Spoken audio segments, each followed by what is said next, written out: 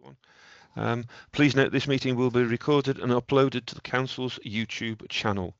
By being in this meeting, you are consenting to being recorded.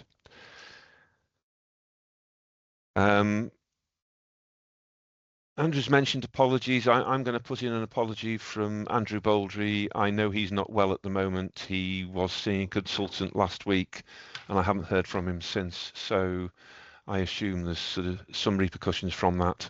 And also Liz has given me apology that she will have to leave the meeting early because she has a doctor's appointment. So if we have any other apologies or any other comments from members. Yeah, it was just the apology, Chair, from Councillor Willis, but I'm not sure if you mentioned that, but that's fine. Right. So declarations of interest or transparency. There's Andrew Baxter. Thank you, Chairman. Can I make a transparency status on item 10.2, Kinlochleven High School ASG, as both of my children attend Kinlochleven High School, but I've applied the test and I will remain in the meeting for that agenda item. Lovely. Thank you, Andrew.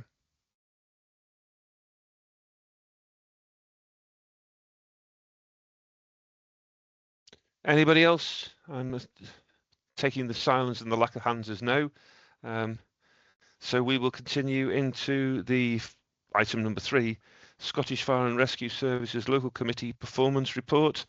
And for this item, I will hand over to Che Scott. Thank you very much, Che. Good to have you with us. Thank you, Chair. First, I'd like to hope everyone's okay from the recent storms we had. Everyone's safe and well.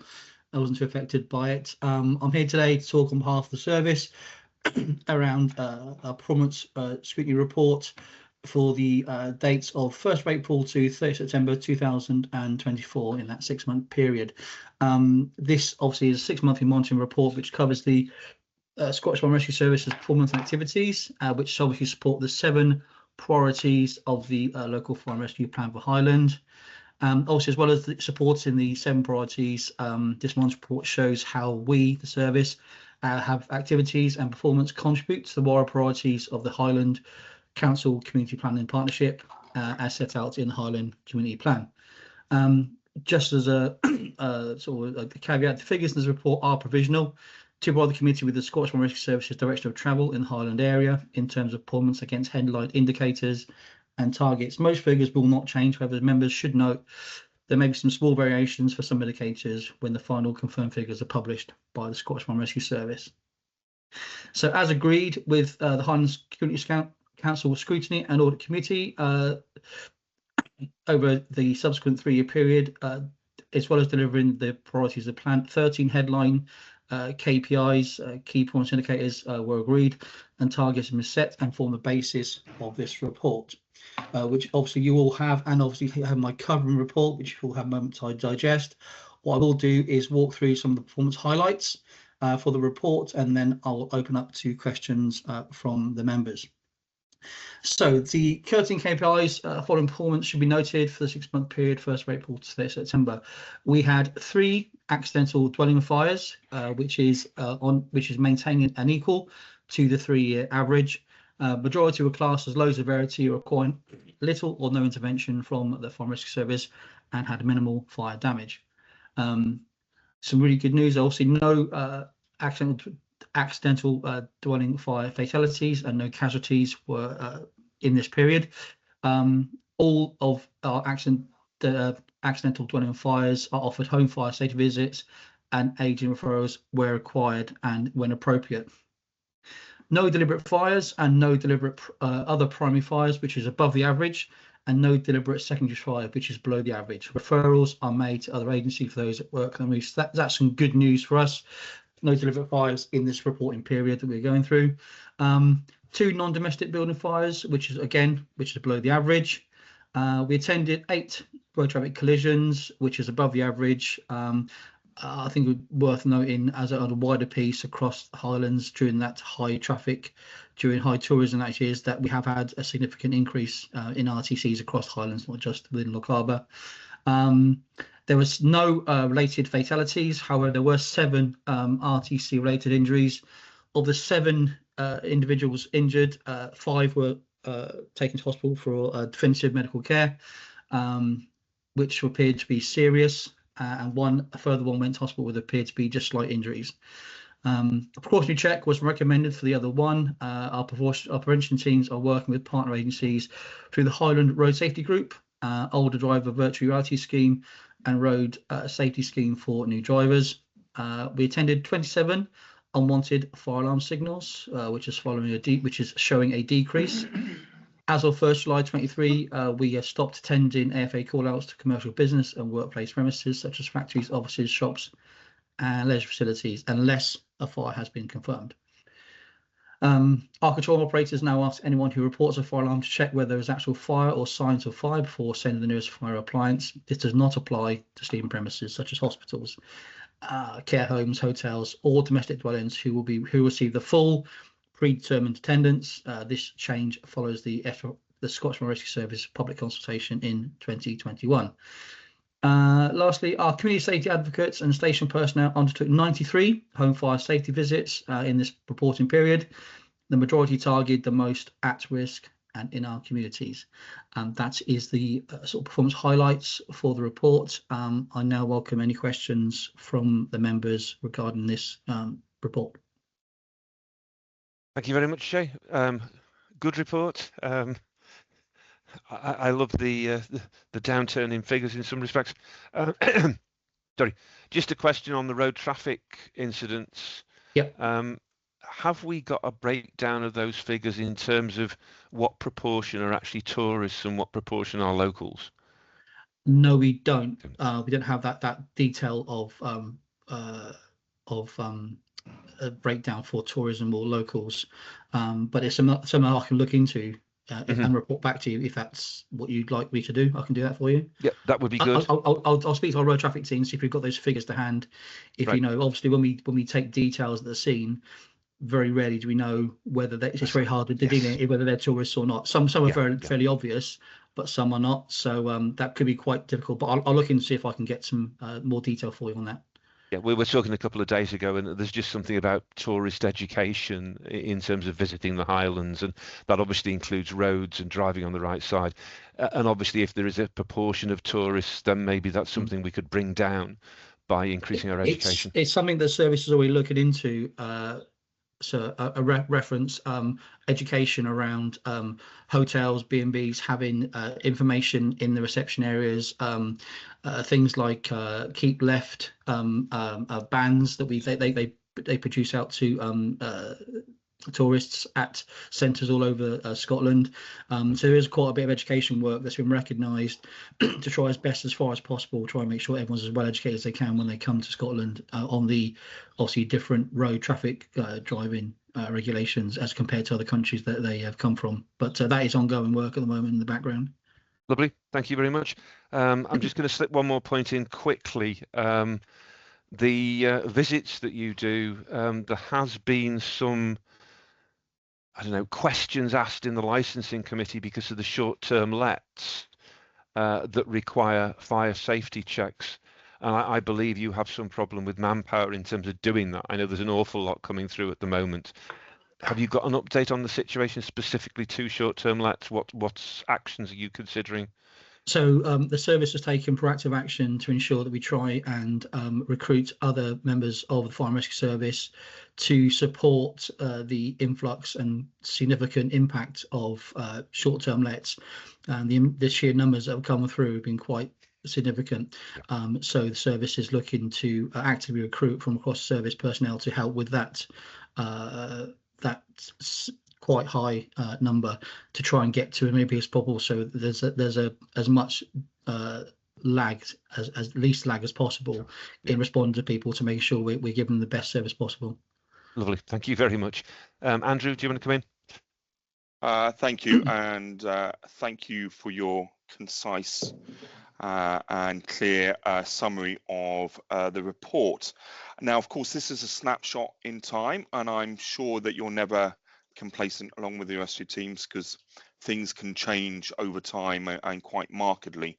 And so I just wanted to ask you a question about the recent fire-raising incidents in Fort William. That seems to be a spate of vandalism by a certain group of people within Fort William, and understandably residents, particularly in the town centre, residents and businesses are concerned about this. I just wondered what your service's approach is with trying to educate, reduce and prevent such incidences within the community.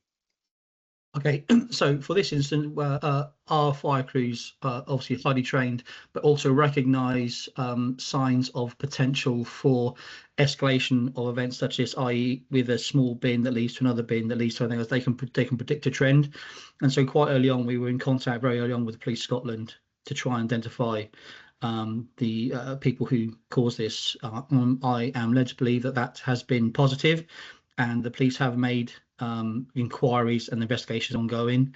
I don't want to talk too much about that because it's an ongoing investigation. But also from our perspective and the police perspective, the police have increased their patrols to the area to ensure that local residents can see an increased police presence to ensure that is happening. From our perspective, we will look to have referrals from Police Scotland for individuals. If they're under a certain age, then we will have a fire skills program where we take individuals from schools who are identified. We have also fire service intervention programs that we run with the social services and with the police, and that entitles us to speak to individuals who have been identified by Police Scotland have been causing deliberate fires. And what we do then is we speak to the individuals with their parents and see if we can work out and educate as to how and why this is happening, and if there's anything we can do to sort of remedy that and ensure that we mitigate as far as possible any sort of other incidents such as this. But it is an ongoing thing and it's a collaborative. Police, Scotland, Highland Council, social services, and our community safety advocates all work together to identify these individuals, identify trends, and see if there's anything we can do with our partner agencies.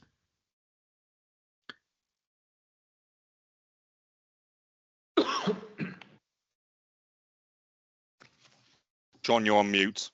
Yeah, thanks, Andrew. Yeah, sorry, Sarah, do you want to come in with a question? Yes, well, again, thank you very much, Jeff, for this very concise report. Just two questions. Could you give us some updates on wildfires and also where we are with recruitment, which has been an ongoing thing the last few years? So these 2 points. Thank you very much. Sorry, could you double check, Councillor Fan? Was that for wildfires, you say, sorry? Wildfires, yes. Wildfires, okay. So on the wildfires, there is currently an ongoing wildfire strategy in place. And our local LSO, Michael Humphreys, has now been designated as the national lead for wildfires for Scottish Fire and Rescue Service. We have now in place a 3-tier system of response for wildfire across the Highlands, and those are Tier 1, which is the lower level of equipment on operations and training and facilities, going up to Tier 2 and Tier 3.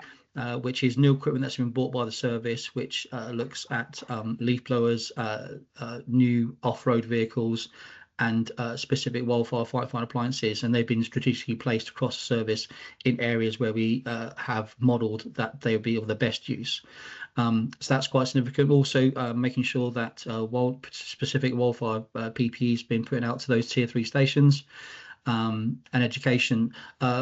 We obviously last year wasn't quite so bad for us for wildfire conditions because of the bad weather we had. So that meant our wildfire incidents last year were fairly low compared to the year before, which was obviously quite significant, as you can all be aware. And I think for us, it's a think of preparation and making sure that we use all the relevant models and wildfire weather models to predict as far as reasonably practical where we can foresee incidents occurring. So there's a pretty robust plan in place for tackling wildfires across the Highlands at the moment. Obviously, as the proof is in the eating, I suppose, as to when they start, as to how effective that will be. But no doubt that will we'll cross that bridge when we come to it and report that on another scrutiny report, I imagine, depending on how bad or how good the wildfire season is this year. In regards to recruitment remains an ongoing issue across the whole of the Highlands, not just in Lochaber, where we have tried various schemes to recruit people. We have, for example, in Kinlochleven, we have extended our turnout times to taking Glencoe and Ballachulish, which has resulted in some positive recruitment across those elements. And as of 1st of January, the Scottish Fire and Rescue Service reduced or made of more use the contracted hours contracts to potential people who would wish to join the Fire and Rescue Service on-call duty system, whereby before it was only 90 or 120 hours. Now you've got a range between 30 hours, 60, 90 and 120. So what that means is before there was in some cases a barrier whereby someone couldn't offer 90 hours a week, 120 hours a week, whereas now we've offered that up to 30, 60, 90. So potentially that means we can get more people in the door. I'd rather have someone in who can give 30 hours than no hours. It does help and promote recruitment and retention for the service. So that is the new one for this year. That was live as of 1st of January 2025. So that's hopefully we'll see the hopefully bear fruit of that over the coming months, and we may have some information on the next scrutiny committee. But these sort of things take a while to get in place. So there's also the education piece around that as well, making sure that everyone knows at the stations that they can put out to their staff, their crews, and their friends to make sure that they're aware of this change. Hopefully, we'll see how that works in the communities. So yeah, so there is some positive steps towards further recruitment in the service. Yeah. Thank you very much. Lovely, thank you very much, Shay. I don't see anybody else's hands up. Do we have any more questions or comments? And I take that as a no. So I'll thank you very much, Shay. Look forward to seeing you again, and thank you very much for the report. Thank you. Thank you for your time. Thank you. Thanks. Bye now. So the next item on the agenda is Lochaber Area Place Plan. I would like to welcome Jane Young to the meeting. She was here. Ah. She's in the room at headquarters. Good morning, Chair. Charles Kennedy. Ah, right. Okay. Lovely. I'd like to welcome Jane Young. Thank you very much, Jane. Jane is taking this item instead of Dot. So if you would like to take it away, Jane, thank you. Thank you, Chair, and good morning, members. As you're aware, the creation of area place plans across the Highland was a commitment agreed in 2021 by both Highland Council and Highland Community Planning Board as part of the development of a place-based framework across each committee area. The purpose of the area place plan is set out in section 1 of the report today, with the aim being to capture and present what the common themes and priorities are for Lochaber, and to serve as a comprehensive document that not only reflects the aspirations of the local community, but also aligns with strategic and localised plans. The implications are set out at section 3 of the report, and members will note in section 4 that the integrated impact assessment screening process has only identified either positive or no impacts arising from the plan. Section 6 of this report outlines how the plan was developed in conjunction with a wider group of stakeholders and highlights the various engagement opportunities that took place between June and November 2024. And the responses received are detailed within the attached engagement report. Priorities for Lochaber, along with how the plan will be used and the next steps, are set out in section 7 of the report. And to ease linkage between Lochaber Area Place Plan and wider strategic and statutory documents, we have aligned the emerging priorities to 3 pillars of people, place and prosperity. People includes priorities on access to services, independent living, young people, health and well-being and accessible activities. Place priorities include community resilience, infrastructure, climate challenges, our area's natural and built environments, as well as transport infrastructure and housing. Prosperity topics include priorities on tourism, economic growth, workforce development, collaboration and working together. Finally, members, thank you for your input and support in the creation of this area place plan for Lochaber, and you will see the recommendations are set out in section 2 of the report before you. Thank you. Lovely. Thank you very much, Jane. Quite a considerable document this, with lots and lots of information in it. I would like to start by moving the recommendations. I did have them in front of me. Whoa. That we consider and adopt the Lochaber Area Place Plan and support and promote the plan. And the point that I'm definitely interested in is note the next steps. So do we have any questions or comments?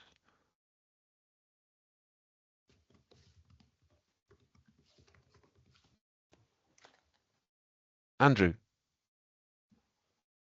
Thank you. Yeah, I have a couple of questions really based on previous experience, and I recognise the enormous amount of work that has gone into producing a document like this, but with a certain amount of scepticism, I'm concerned that this is another Highland Council plan to go alongside plans that have already been produced in the past, like the Town Centre Master Plan, which must be 10 years old, Fort William 2040, which is in various different iterations. And within all of those, in this one, the vision is big and we have buy-in from the local communities, but the hurdle has always been the implementation and having the funding to do it. So I wonder, how is a place plan like this for a particular area then presented to the council senior leadership team, so the most senior officers within the council, and more importantly the administration leadership team?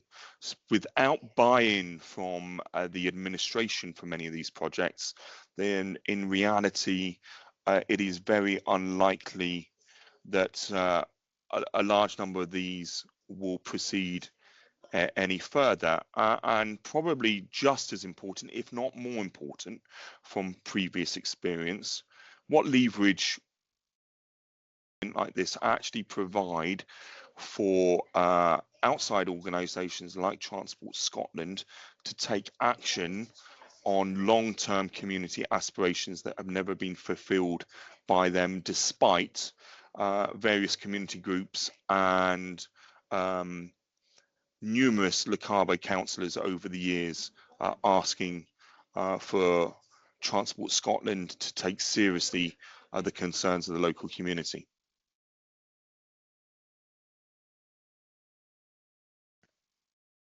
Thank you, Jane. Seem to have an echo. Do you want to answer questions individually, or do you want to wait till the end and answer them collectively? Thank you, Chair, and thank you for the comments and the questions, Councillor Baxter. I'm going to hand over to Dr. Ferguson for this one.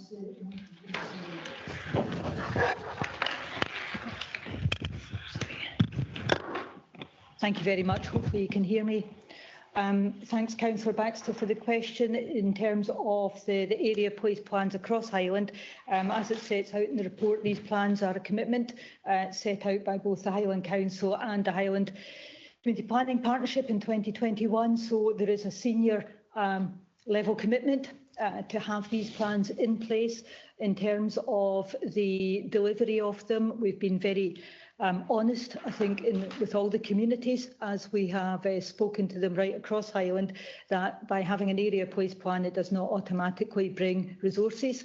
It doesn't confirm that these actions will happen, but what it is doing is providing a document where anybody with a project within it can say that to any, whether that's Highland Council or any external funder, that by supporting this project, you know that it's been through a robust consultation process, and that largely there is broad support for this kind of project that therefore gives funders confidence in terms of working with that community.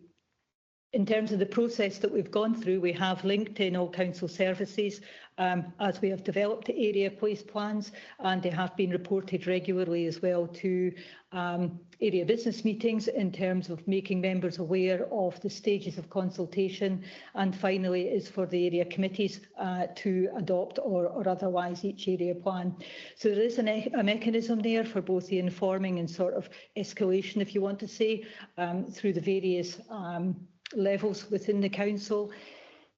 In terms of your question about external parties, again, a broad number of external parties have been engaged at various stages, various mechanisms, whether that's online through direct face-to-face consultation. As you know, it's often difficult in terms of external organisations having perhaps the necessary sway to be able to get them to reprioritise existing programmes. But again, it's the fact that we now have plans in each area that set out the priorities of the community. So for yourselves, for community councils, for individuals to be able to say to any external agency, but you can see that this is a priority for this community, then that's really what this is about. I am as keen as anybody not to see these plans sit on a shelf. I think the work starts now with the adoption or otherwise of these plans. Once adopted, set out in section 7 in terms of next stage. I think each action ideally has each priority ideally has its own action plan around it, and that will involve a myriad of partners. This is not just for Highland Council delivery. It may be that there is a small organisation can pick up one of these priorities and say, actually, we can run with that, knowing now that it's identified as a key priority for the widest community. Or it may be that there's a lot of partnership working still to happen. In terms of resources, absolutely, the resources are all quite thin on the ground just now, but we do know that there are pockets of opportunity, both kind of coming through quite immediately, other ones in terms of council's own internal funding. So again, it's that opportunity. We now have an agreed position for the priorities for each area. Does that help answer your question? Lovely, thank you very much, Dot. I can move on to Thomas now, and after Thomas, Liz, please. Thank you. Thank you very much. A lot of the things I was wanting to say, Dot is just carpet bombed out of existence. But I share some of Andrew's concerns. You know, we're raising community aspirations about things, and I just wonder about this document's ability to gather dust going forward. But I just wanted to say to Jane, thanks very much. You know, comprehensive report here. You've brought it all together. I'm a great believer if you fail to plan, you plan to fail. This signposts for communities going forward, what we're looking for, what the community's looking for. So you've got it all into one document. It's all in one place, and I've got no problem adopting it. Thanks. Thank you. Liz? Right, yes, I just have a query about the local place plans. There's a few community council groups in Ward 11 that are only just starting to think about doing their local place plan. So they've sort of missed the slot, the time slot. What will happen, and is this something, some of them are only just starting, are any of their views going to be kept and put and added onto the Lochaber place plan?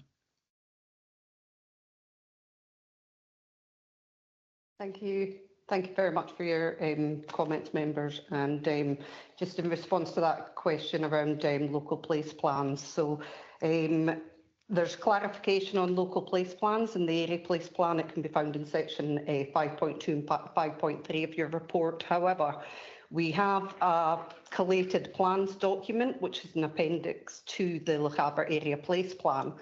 And that's a plan that it brings together, it's a one-stop shop for all the plans relevant to the Lochaber area. And that document will be kept up to date as and when.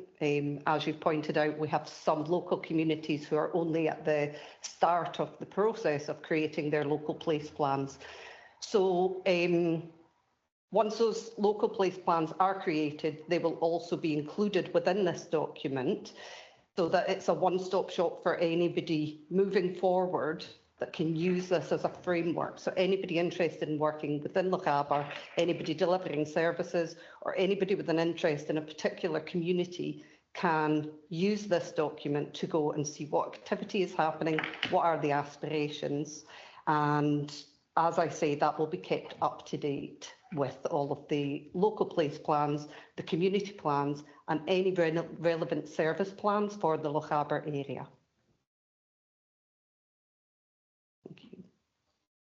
Thank you. Thank you very much, Jen. I was just going to make a comment. Sarah, do you want to come in? Yes, I mean, I just want to reinforce that, and perhaps the communication, there was perhaps a mistake in the communication is to use the word plan, which gives the impression that it's a plan and everything in the place plan will be delivered because we have the resources. It's not what it is. It's a document that describes the aspirations of communities or an area. My concern is that are we going to use it? So we got to ensure that, particularly Highland Council, when decisions are made for communities or for an area, that place plan is looked at, is considered, because that's where the aspirations of the communities are described. And I was in a community recently at the meeting where the consultant who helped the community draft the place plans and make sure that you are consistent and you use it. And there were talks, for example, of speaking to an MSP about the area, so make sure you use the place plan so that you all come with the same voice and it's consistent. But yeah, my big concern is, are we going to use it? Are decisions made, particularly at Highland Council, be made actually considering the aspirations described in the place plans, whether it's area plans or local place plans? Thank you. Thank you very much, Sarah. Good points there. Just to add my own little bit into that, I'm interested, Jane, in terms of ongoing from now onwards. If local community councils develop their own community plans, how do they then feed into the area plan? Is there a defined route? Is there a defined person to contact? So what's the situation with that? And secondly, the whole document, I've already proposed that we adopt it. I don't have a problem with the document. It is quite open. Some of the terms are quite wide, which I think it has an advantage in that, okay, under that heading, I can put in a lot of specific things. It also potentially has a disadvantage in that there's a point for saying, oh, well, you know, that doesn't come into this heading. So it's advantage and disadvantage. And I suppose that, as I said at the beginning, what I'm really interested in is the next steps. Okay, how do we take this forward, and how do we start to actually develop and get some of these plans fulfilled? I notice in the document, and they're very prominent issues at the moment, the Belford Hospital and Moss Park Nursing Home. Very important to residents. Both of them we need. It's okay improving access, but if the services themselves aren't there, then we need to do something else. So thank you very much. Thank you, Chair. Just around the delivery and steps moving forward, as you know, there's been a group of stakeholders who have been heavily involved in the creation of this and will continue to be involved moving forward and look at those next steps. As Dot has already said today, there's going to be an action plan created for each of the priorities. Now, some of the priorities, there is already work happening. So it's just about us linking up who's doing that work and where people can get that information or where they can feed into it. And also that work stream that's happening, are they feeding into the relevant services and the relevant organisations that they need to push that project forward. So a lot to be done on that, but that is the next steps moving forward from here. Lovely. Thank you very much for that clarification, Jen. Do I have any other questions or any points from members? And again, I'm seeing no hands, so I assume we are done with our questions. Again, thank you very much, Jane. Very comprehensive document, and I can imagine it must have taken some time to put together. So thank you for joining us today. Thank you very much for your time. Thank you. Thank you. Dot, you mentioned about Kirsten. Oh, Kirsten is here. Kirsten, you are the next one on the agenda, the Area Roads Capital Programme. Are you able to present this? Because Dot said you might be in another meeting. No, I'm here. I'm available. Morning, Lovely. members. So the paper that I'm presenting today is the Lochaber Roads Capital Programme 25-26. This year we've got a good indication of our budgets due to the baseline budget that was approved in March 2024 and a 3-year investment in roads also agreed in March 2024, and the link is in my report to that. So basically what that meant is that we had our 7.8 million and then we had additional funding of 12.9 million for year 1, 13.35 million year 2 and 13.75 million year 3, split between areas. And that from that report, well, from that budget, it means that we're in quite a good stead for programming work. And we've been looking at that and collating the information. So for the baseline, which is lines 4 to 7, that's where you can see in the report that's got a P for programmed if members are consent and approve.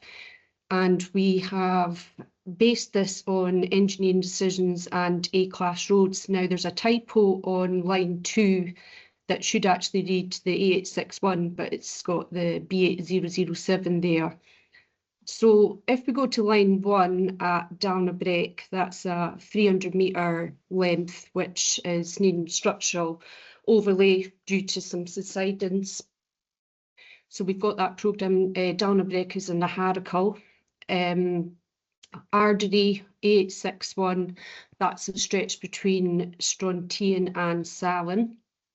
And again, that's a 300-metre stretch that was a previous sort of surface dress section that's deteriorating. The A861 Rochevin, 500-metre length, there's actually more that will need attention there.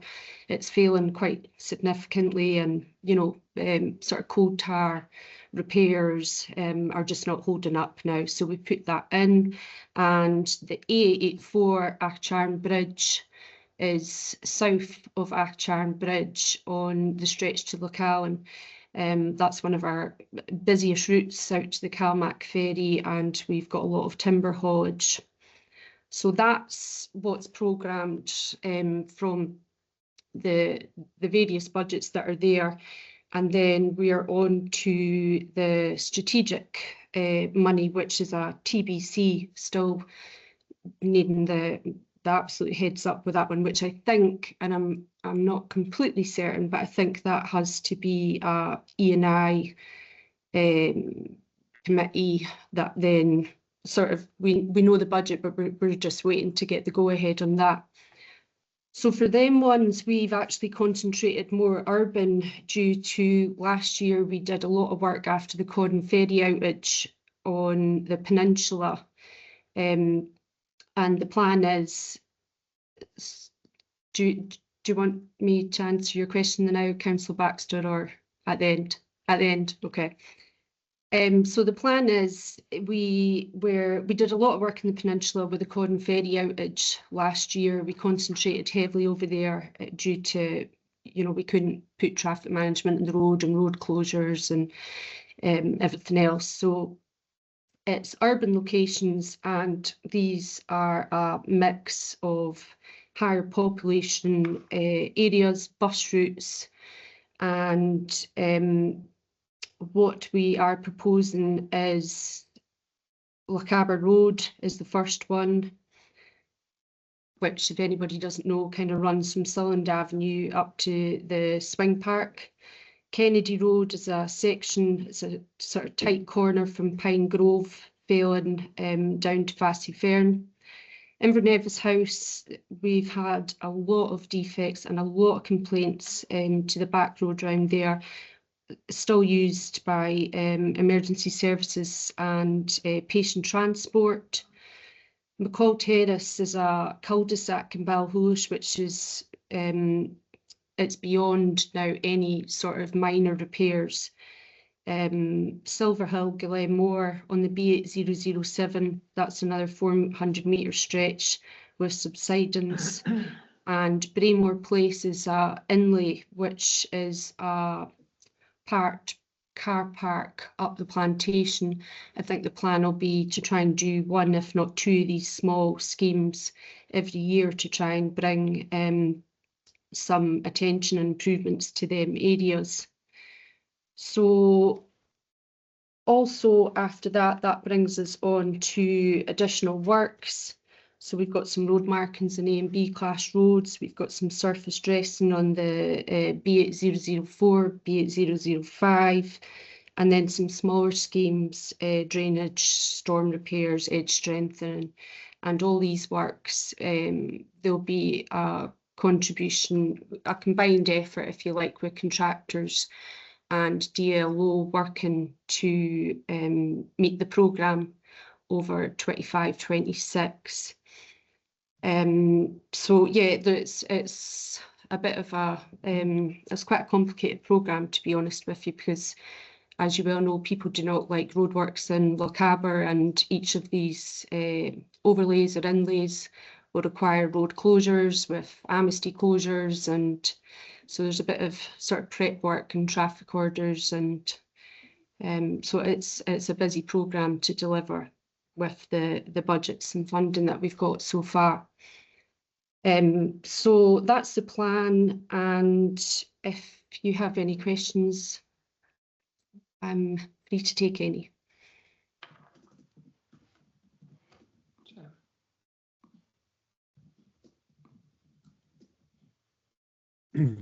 You're muted again, John. Sorry, I'm muted. Apologies.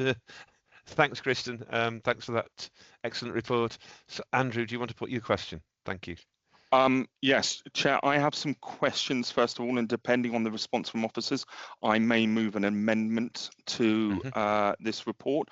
So, Kristen, as you dealt with the additional works, first of all, can you just confirm that there is already budgeted for and confirmed doesn't need approval from E&I committee, and what the actual total is for the Lochaber structures?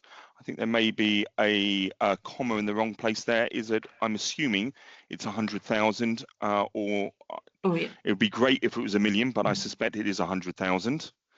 Yeah, thank you. And so can you just confirm that the total allocated budget that's shown in 6.3 is that the capital budget for next year?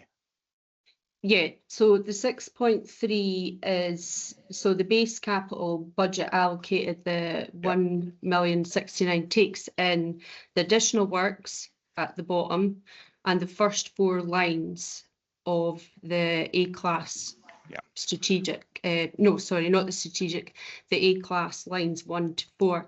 So that combined, and then the strategic budget allocation of 734,000, that's the columns sort of 8 to 13 that's got a P-TBC for approval. Okay, and so that means that there is somewhere in the region of £8 million worth of repairs that are a backlog, as shown in the bottom yellow box on that page, which compares, I think, looking back at the 2024 committee report that indicated that there was £6.3 million of repairs needed. And previously, when I was a councillor, the figure, as Mark Smith used to remind Lochaber councillors continuously, was around about £4.5 million. you can confirm. I don't expect you to know the £4.5 million from several years ago, but I'm right that the previous year's repairs backlog was £6.3 million. Yeah, so I mean, so all these schemes that you see sort of in that area that's not sort of covered, we're adding to these roads all the time, and the hope is that we're also adding but also taking off. Yeah. So you can see, you know, like potentially this year there's some C and U class roads that we've added on: Brae, Rob, Mhor, Kinlochleven. So each year, you know, we're going to add on to that list, so it's going to vary quite significantly. I mean, there's a lot of roads up Racontor and Inverlochie that aren't actually sitting on this list. So the plan will be this year is to try and get that list more on a priority basis, and then, you know, we could even number it. So each number that, you know, we improve, we can grade off, and potentially members can see, you know, that we're starting to work through these lists. But every year, unfortunately, some roads deteriorate quicker than others, and it can be a whole mound of things. It could be developments, it could be timber transport, it could just be just the structure of the road failing. So it's very difficult to get a, you know, like a programme together that is set in stone and won't be added to as we move year to year. Yeah, but of course, some of those roads that are shown in white have been on that wish list or backlog for several years. For example, Balahulish to Kinlochleven Low Road. In last year's report, the anticipated costs were to repair the same section of road, the same distance, was £342,000, and now it's £610,800. So are the delays in repairing sections of road like that to the higher anticipated costs because of a recent increase in materials, or is it further degradation of that section of road, or possibly is it a combination of both, Kristen?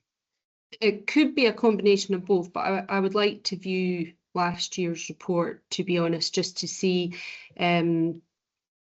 the difference in price there, you know, whether it's the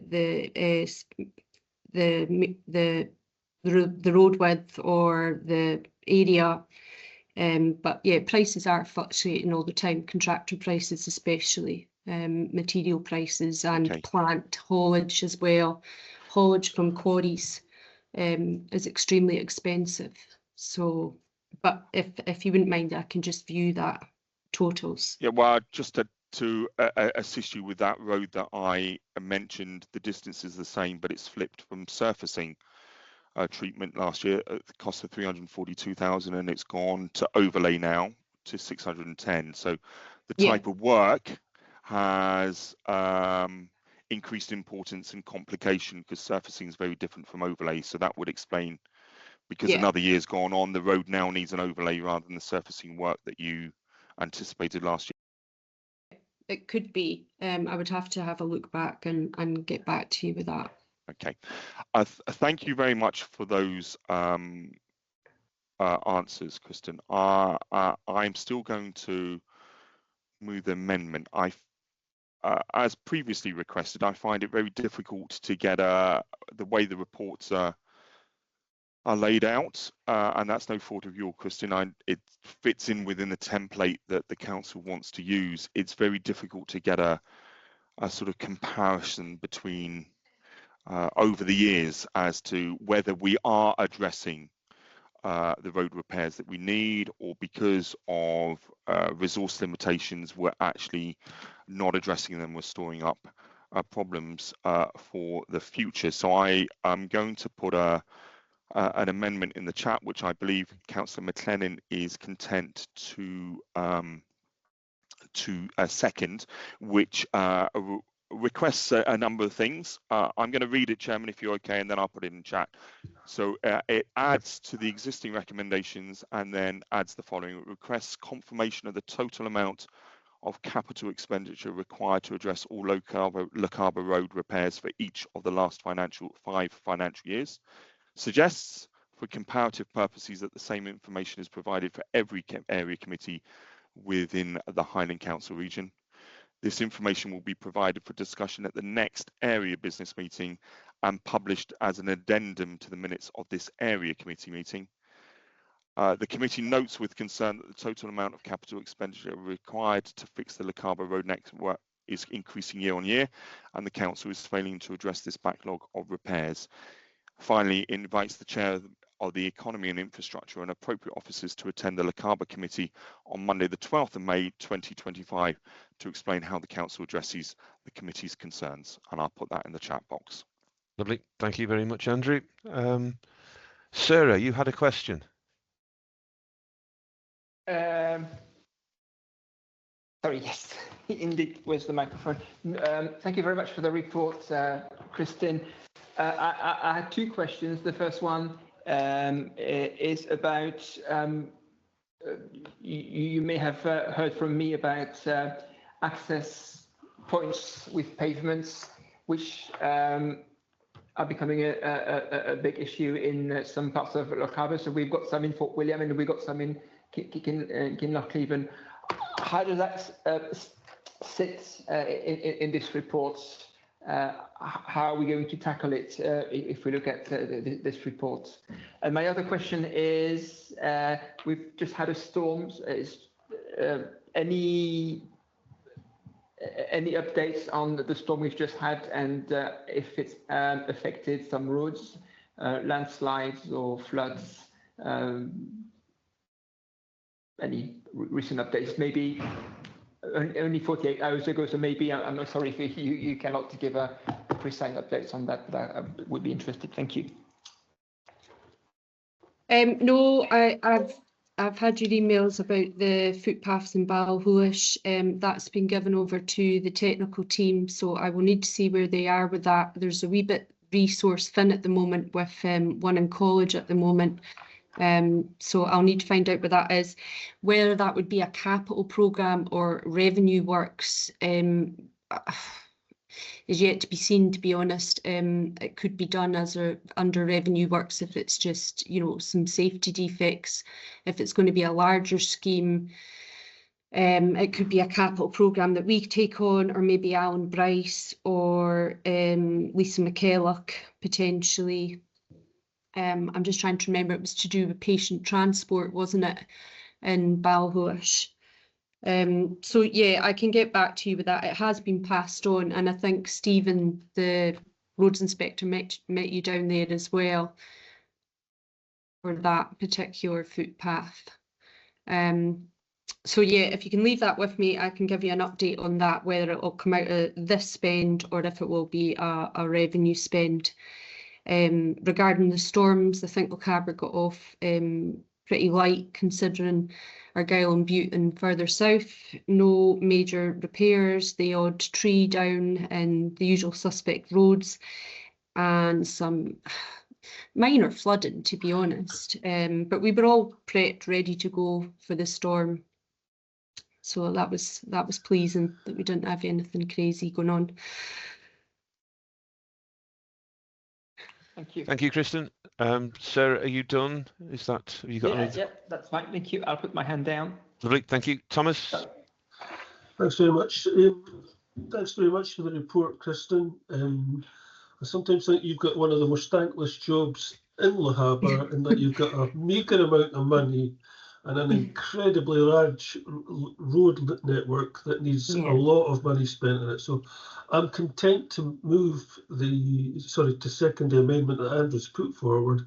We're going to do everything we can to get you as much financial firepower as possible to try and solve these roads issues. So I'm quite happy to second that motion. Thank you.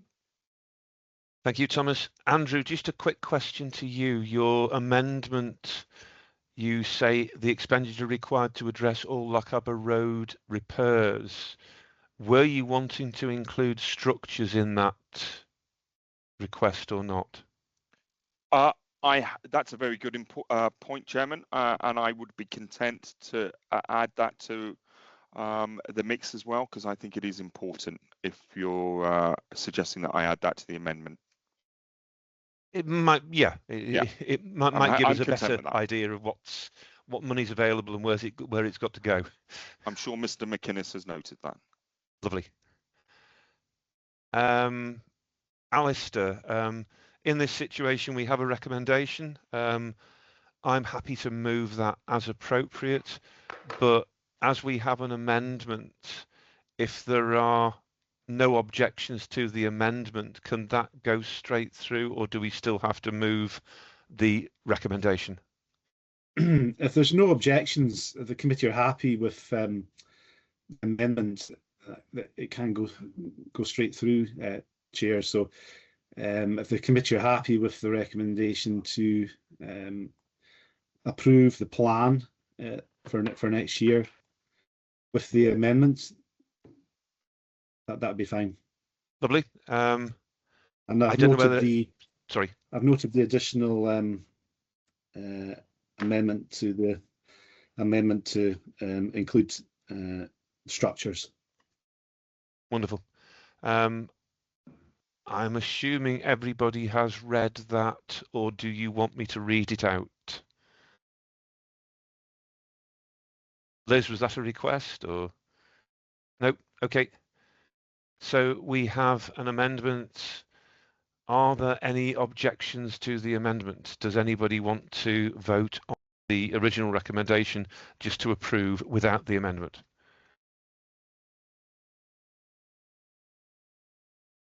And I am seeing no hands. Therefore, I say that the amendment as it is has been carried with the initial recommendation to accept, and that amendment included in that.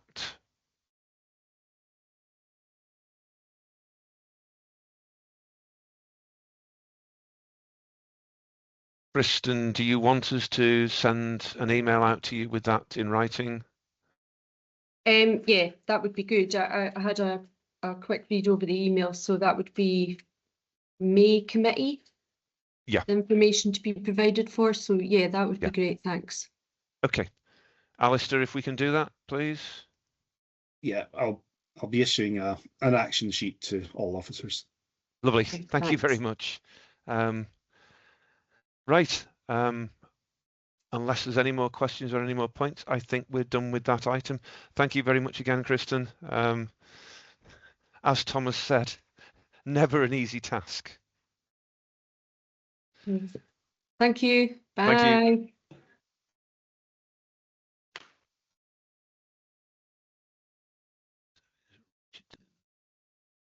Richard, I notice you're still in the meeting. Are you happy for us to continue with the agenda? You're not on for the Corran Ferry until item 11.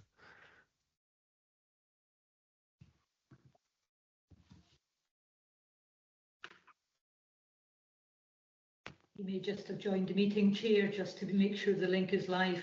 Yep. Okay. I will move on then. So the next item is item number 6, community asset transfer requests. And I believe Lynn Bauermeister is presenting this item. Lynn, would you like to take it away, please? Thank you, Chair. Good morning, members. So the first community asset transfer request that's in your papers relates to the Spean Bridge community asset transfer request, and this community asset transfer request involves the transfer of ownership of circa 2.3 acres of land for £1 based upon the terms set out in the report, subject to Scottish Government Minister approval as the land is on housing revenue account. The proposal from Spean Bridge, Roy Bridge and Achnaharry Skio is to develop the land to a community garden with allotments, a polytunnel, a sensory garden, open amenity space and a riverside walk to benefit everyone in the community. An officer-led asset management board, including representatives from legal, finance, property and communities in place, has considered and scrutinised this request and supporting evidence. An integrated impact assessment screening process has concluded that there are no direct negative impacts identified by this community asset transfer request, and it has been acknowledged that this asset transfer will likely have a positive impact through enhanced amenity for the community in Spean Bridge. This is a strong application from a well-established local community group which has the experience, financial stability and skills to deliver on commitments for this project for the benefit of the local and wider community. I'm happy to take any comments or questions through you, Chair. Thank you. Thank you very much, Lynn. I can't see any immediate hands, so I will make a quick comment myself. This is very impressive. I've spoken to Tony. I actually had the benefit of actually seeing the plans, the provisional plans that community's drawn up for this garden space. We opened the Roybridge Play Park there, which is part of that area of land. Tony Perriam and the SCIO have put an awful lot of work into it. And yeah, it is very impressive. I circulated photographs to the Ward 11 members showing the community centre and the surrounding scrubland as it is. It's sort of young sort of trees at the moment that they are going to do up. So yeah, I second or agree with Lynn's presentation. Very very positive, and I think it is well worth supporting. Anybody else with any questions or points? Nope.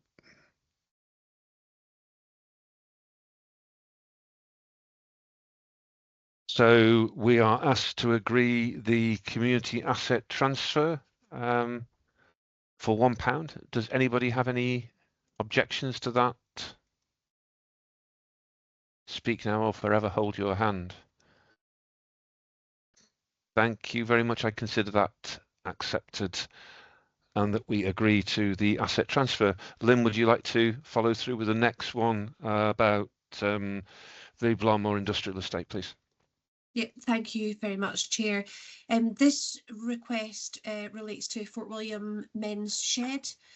Members are asked to agree the community asset transfer request to lease Unit 9A in Blar Industrial Estate for £2,750 per annum over 5 years to Fort William Men's Shed SCIO, in line with the terms outlined in Section 8 of the report, and on the basis that no objections are received during the statutory consultation period, which closes on the 31st of January 2025. As with the previous community asset transfer request considered today, an officer-led assessment management board, including representatives from legal, finance, property and communities in place, has considered and scrutinised the request and supporting evidence. To summarise what the Fort William Men's Shed does, it is a shared space where people from all parts of the community attend voluntarily to work on practical projects, find camaraderie, conversation and friendship. The Men's Shed has been running for around about 10 years and has supported many men in the Lochaber area through volunteering activities and providing a pathway to engaging in community activity as part of retirement planning, as well as providing low or no cost services to people in most need. The integrated impact assessment screening process has concluded that there are no direct negative impacts identified by this community asset transfer request, and it has been acknowledged that this asset transfer may have a positive impact through enhanced amenity for the community in Fort William. And again, Chair, happy to take any comments or questions through you. Thank you. Thank you very much, Lynn. Again, I'm not seeing any hands immediately. Just a quick comment on the Men's Shed. Again, a group of people who do a lot of valuable work. Basically, this is a sort of a veiled request for a decrease in rent. Considering the work they do, I know they have repaired fencing and stuff within the area. A couple of people in Cool who were not able to do the work themselves and didn't have the money. And potentially, I don't know, yeah, they're helping out the council in terms of maintaining our local area. So I propose that this is, again, a good one. It was slightly late, so thank you very much, Lynn. The team have had to rush to get the assessments done, but I don't think there's any problems with it. So again, unless anybody has any comments, I propose that we accept or agree to the community asset transfer. I'm seeing lots of noddings of heads. Thank you very much. So we have agreed to the community asset transfer for the lease of Unit 9A Blarmore Industrial Estate, Fort William. So thank you very much, Lynn. Thank you, Chair. Thank you, members. Thank you. So the next item, number 7, much discussed, the Station Brae public convenience. And basically we are being asked to agree to the closure of the Station Brae public convenience from the 31st of March 2025, so roughly 2 months from now. And secondly, the leasing of the site on a 25-year lease with provision of at least 2 unisex accessible facilities made available for public use, and 3, to support a comfort scheme with the leaseholder for the Station Brae public convenience from the 1st of April 2025 to the 31st of May 2026. I know we have had many discussions about Station Brae. It has been an issue for a while. Does anybody have any comments or questions? Thomas. I'm not. I asked specifically for it to have a breakout clause in it, like that. You know, it's quite a valuable sort of strategic site sitting in right at the heart of the Pier Head, as it's known for William. You know, I specifically said we should have a breakout clause in case there's something that the community would benefit more in future, but we don't seem to have included a breakout clause in it.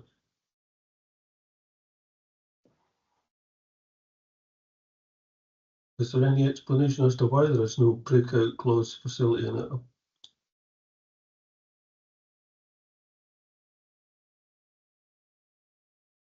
I remember you raising that issue, Thomas. Debbie, would you like to comment on that? Hi, good morning, members. Thanks, Chair. Yes, I think it hasn't been included in the draft head of terms, but as far as I understand it, the section 4, which states the rent reviews, that will include the breakout clause, but I can double check with colleagues in property that will be included. This is just the draft head of terms that's included as part of the paper. So we definitely had discussed that and it was agreed. So I think it would be worthwhile having that in on the 5th anniversary when the rent reviews take place. Mm-hmm. I don't know. I'll make a suggestion that we actually make that a condition of our agreement to the terms. Andrew, do you want to say something? You stole my thunder there, Chairman. That's just what I was about to ask. Sorry, Andrew. Liz. Yes, no, I've just got, is the proposed tenant going to be making a charge for the use of the toilets? I know we were saying it needs to have it, but is there going to be a charge? Is that something that's been thought out? Hasn't been discussed with the proposed tenant at the current time. I think once we've marketed for lease and we have the notes of interest received, that's something we can ask. As part of the comfort scheme agreements, they are permitted to charge up to the same amount that the council charges for their facilities, which at the current time is 50 pence. They wouldn't be allowed to charge more than that, but as part of the comfort scheme, that's what they could do. Yep.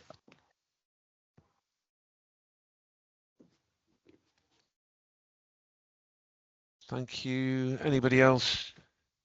So, Alistair, what I've got so far is that we are agreeing to the points, the closure of the public convenience, the lease for 25 years, and a support comfort scheme with the condition that we include a breakout clause in the final documents. I think Debbie mentioned that was item number 4 in the document.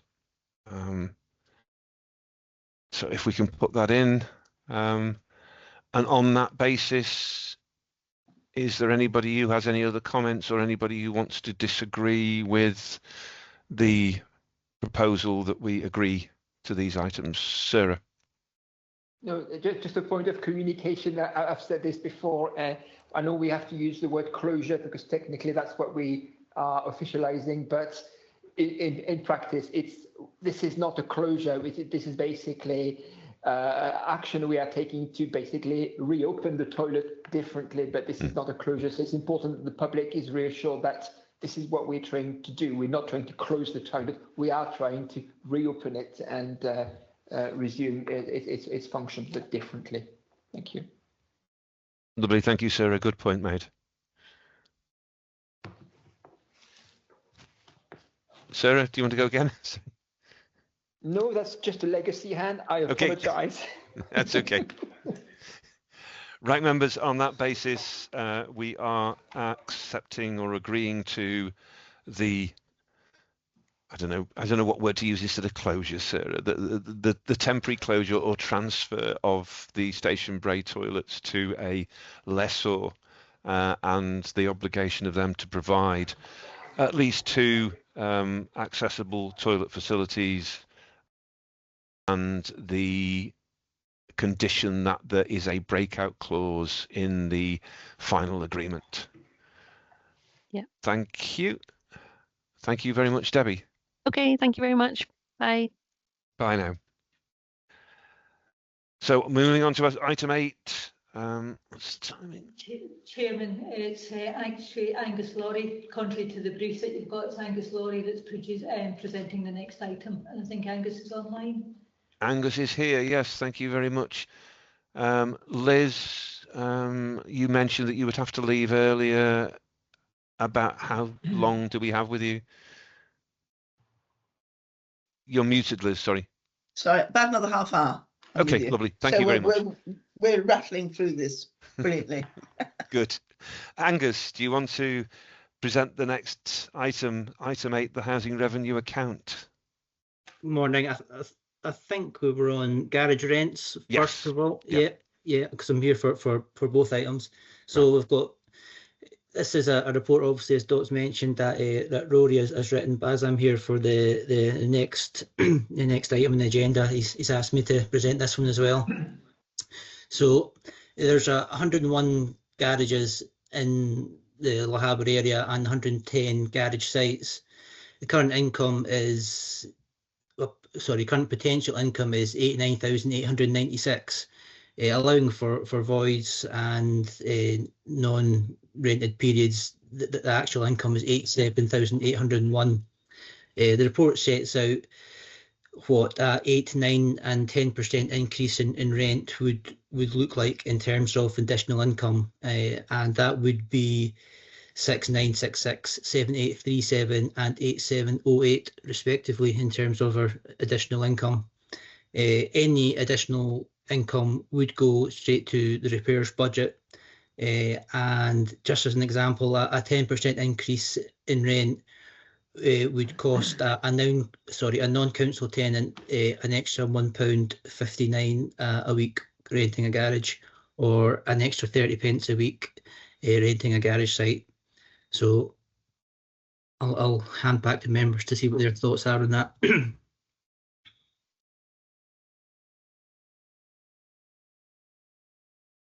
Muted again, John. Sorry, I'm doing it again. I must remember to turn that microphone on. Sorry. Thank you very much, Angus. And I have Andrew's hand up first. Would you like to ask your question, Andrew? Thank you very much, Mr. Laurie. It would be really useful when we are asked to make this decision to know exactly whether or what proportion of the budget available for council garage repairs and the estate is actually used. So you're suggesting that total value could be £89,000.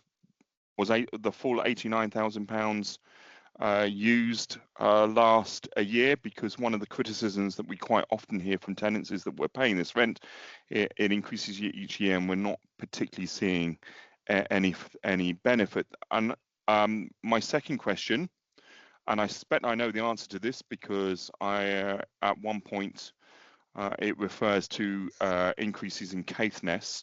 I assume that the 8% recommendation has been given to every area committee across the Highlands, and the flaw in the consultation that I see is, in essence, the council had already agreed the council increase by only giving the options of 8, 9 and 10%, which is exactly what they've done for the council rents, which will be discussed at another committee on Wednesday. And unsurprisingly, based with those options, people have opted for the lowest of the three.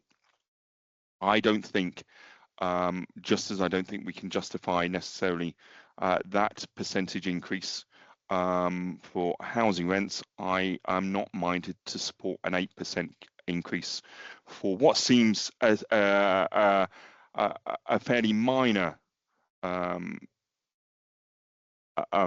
increase in terms of the weekly rate, but I do not think with the cost of living as it is at the moment, we can really justify increasing garage rents by 8%, and I will be moving an amendment that we increase them by 3%, which is just a little over what the RPI was in September 2024. I think it was 2.7% at that time. It's a little bit over that, and I will move that amendment when it comes to it and seek a seconder. Thank you, Andrew. Angus, there's a couple of points there in terms of how the money from the rents is used. And it was 4%, wasn't it? Alistair, if I could have some advice in terms of it's on the agenda that we note the report. I'm assuming that it's still okay for us to put in an amendment.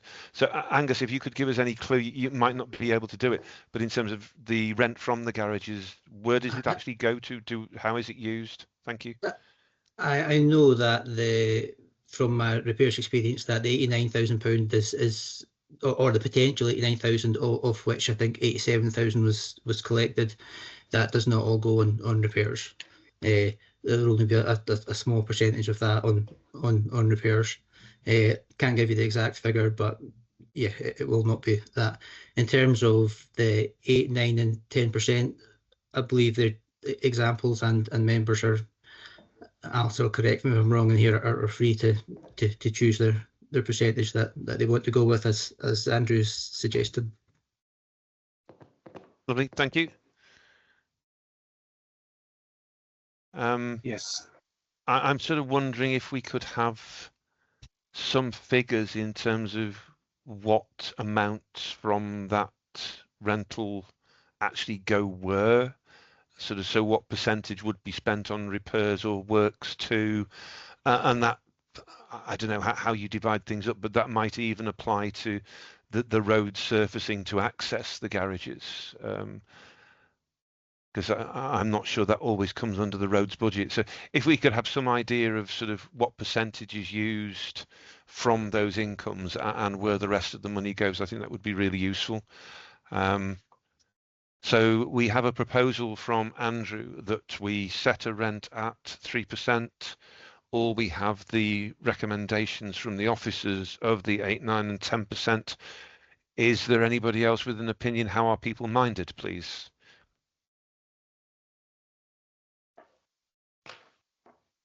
Sarah?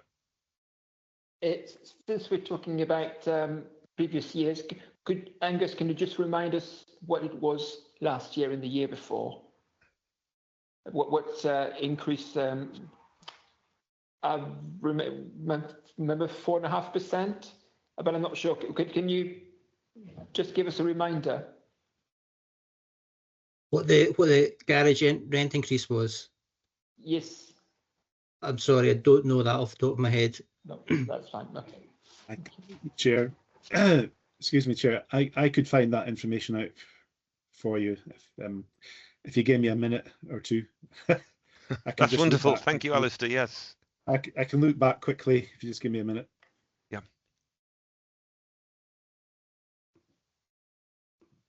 Could we use that as an opportunity for a short adjournment? Because I noticed that at least one of my colleagues has asked for that in the chat, and I could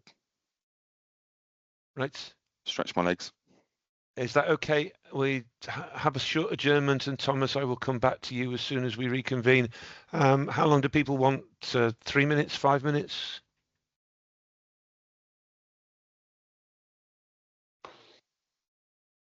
Andrew, yeah. 5 minutes. 5 minutes. 5 minutes. Okay, so 5 minutes adjournment, and we will reconvene at 5 to 12. Thank you. Lovely. Thank you very much. Okay, then it was just. Could you just confirm, like, it's a fairly chunky increase, 8%. That the money that we collect, it's not going to be spent on the garages in Lochaber. So we're asking for a fairly big increase, and then that money is not actually going to be spent on the people that are paying the rent. And over the years, whenever people have mentioned council garages to me, it's always been a complaint about the condition of the actual garage. What I was going to ask is there a mechanism whereby we do set it at 8%, but we also guarantee that that money is spent on these garages? Because that would equate to about £800 for each individual garage in that first year. You know, obviously you wouldn't spend it all in all 100, but if we actually started tidying these garages up, fixing them and repairing them, in a few years we'd at least have some half-decent garages for people to rent. So I just wanted to explore that, because I just feel that 8% for no apparent benefit, that's not correct. I don't agree with that. Can I come back in for a minute there, Chair? Please do, Angus. Yeah. So I think what this is proposing is that that rent would go on Lochaber garages on repairs. Yeah. That increase. Like it didn't. Well, maybe I haven't read it. Sorry, well, but I don't know if the report's not reading that as that, but that's what it is proposing, that the increase would go on repairs in Lochaber garages. Okay. So that's just the increase amount, not the total rental amount. That's correct. Yeah. Right. Just a sort of supplementary question onto that. The number's actually gone down. I noticed we have 5 voids. Now, what exactly is a void? Is that because the garage sort of isn't in a suitable state, or what's that sort of category? It can be either because it can't be rented because of a roof repair, or it can be not rented because there's not demand for it. Generally speaking, that there is demand. So those 4, I'm 99% sure will be because they're in poor condition, so we can't rent them. Right. So in terms of the total garage rent, if the increase is actually guaranteed to go towards work on the garages, could we request or demand that some of the already allocated or already ring-fenced rental is actually used to restore these void garages, so we actually had a full complement of garages? Is that a possibility? If that's what members want to spend the money at looking at those garages, I don't think there would be a problem with that from our point of view. Right, lovely. Andrew, you have your hand up, and then Sarah afterwards. Yes, I've now put my amendment in the chat, and I've encompassed, I hope, what Councillor McLennan has suggested. So I've that amendment is agreed to increase Lochaber garage rents by 3% for 2025 to 26, and for a report to come to the next Lochaber committee outlining how the garage estate can be approved, or improved even. That's me not thinking straight. Okay, thank you. Sorry, Sarah, I'll come back to you in a second. Thomas, did you mention 3% or did you mention 8%? I asked specifically about the 8%. I'm realistic. We have problems with the garages. Certainly from people I speak to, they have complaints about them.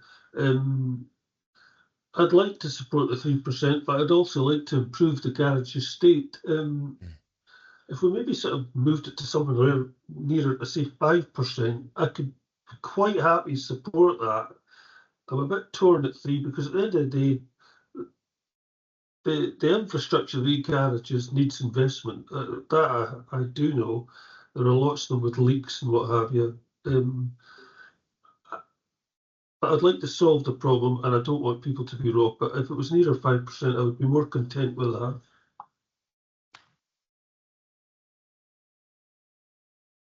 Andrew, how are you with that suggestion?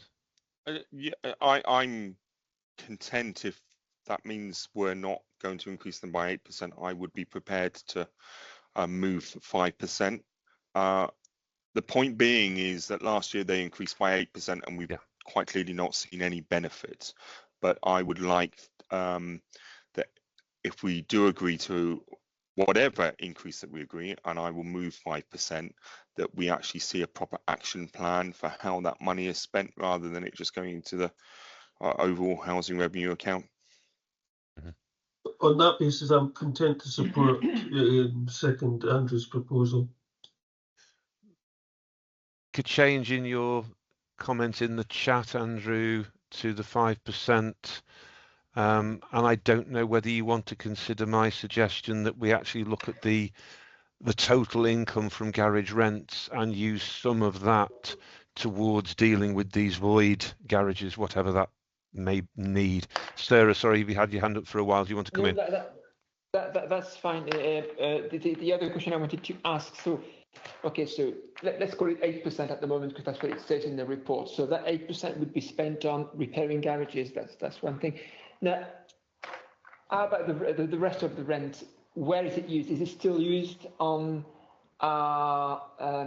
estate in Lochaber for repairs, or is it used in elsewhere in the Highlands?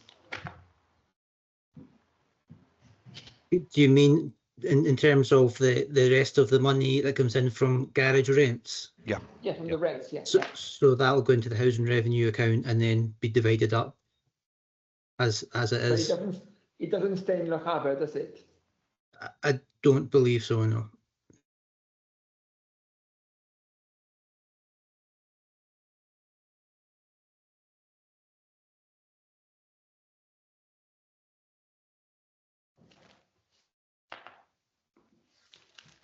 Andrew, do you want to come in? I'm really concerned about that last comment, because I was the chairman of the housing committee when we devolved this budget to area committees, and it was meant to be spent within the first of all, we were given the ability to set the rent increase, and we were secondly also given the ability to then spend that budget. And for the first 2 or 3 years operation, and I'm pretty sure up until I stood down in 2022, we dealt with that at area committee, and we allocated funding from within that budget for specific garage improvements across Lochaber, and certainly some within my own ward. I'm concerned that that money is not being spent in Lochaber, just simply going into the housing revenue account instead. So I really do think we need to get to the bottom of this with a proper report as to how that money is being spent, and that to come to the next Lochaber committee, and taking on board what you, Chairman, have said about how we can use the total budget available from the collection of garage rents. Mm-hmm. So we've sort of got a suggested amendment of 5%. Sarah, I'll let you in a second, Sarah. I'm just going to throw a question out here. Do we actually put in the 5% and accept that and put that forward, or do we hold this item until the next committee in May, when we get a final report, before we give our sort of consent and agreement to the budget. Just something members would like to think about. And Alistair, I don't know whether there's any sort of constitutional problems with my suggestion. If there is, if you could let me know. Sarah, do you want to ask your question or make your point? Well, yes. It feels like with my question, I've opened a can of worms. Before I make a decision on 3, 5, 8%, I was also concerned on the knock-on effect it would have on houses, council houses, because, thinking that the rest of the rent was being used for other repairs and in a way would benefit our tenants. But now I realise that it's not as clear as that, because the money does not necessarily stay in Lochaber. I would prefer if we could hold this item and go to the bottom of it. And I agree with Andrew Baxter. We need to know more about it and have a report on this. Thank you very much. Thank you, Sarah. Anybody else? I'm going to pop round you individually. Liz, you haven't sort of really spoken yet. Do you have an opinion on this? The suggestion is now that we put this item on hold, awaiting a report to the next committee in May before we actually make a decision about setting the level of rents. Where do you sit with that? I would be quite happy to support the 5% increase. What I was saying is, doesn't this need to be decided today because of setting budgets and figures? So, to leave it till May, I would have thought would have just not been very helpful, not been very constructive. I think we need to make a decision today and say this is how we feel, and I support the 5% ban. But we'll be heading off in a few minutes. Okay. Hopefully take my phone with me, but see if it works or not. Thanks, Liz. So, Angus, is it sort of imperative that we accept something today, that we set the rents? Again, this is. It's not my report here presenting it, but right, yeah. I believe that it would be very helpful to the decision today on the level of rent increase. Lovely, thank you. Alistair, any comments from yourself? Yes, Chair. I don't think we've ever had a situation where we've actually put a decision of this nature on hold. I presume there's practical reasons for actually setting a rent for notices to go out. I could take advice of that from my manager if that's would be helpful. Certainly, yes. Dot, do you want to come in? Sorry, Chair, I'm just wondering. Yeah, I mean, I think usually the imperative is to set the rent, ahead of the budget process. But I'm just wondering if both can be done, where you could agree whichever percentage members are minded to support, but also still ask for that report to the next area committee in terms of properly understanding the spend and the use of the money, and then probably then looking ahead to the following year. Right. Okay. So that potentially would still leave us without the access to the total garage rent to use within the local area.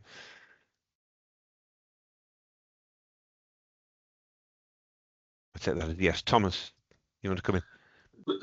Just basically, Dot took the words out of my mouth. It's just we need to agree that now. You've got a budget to balance.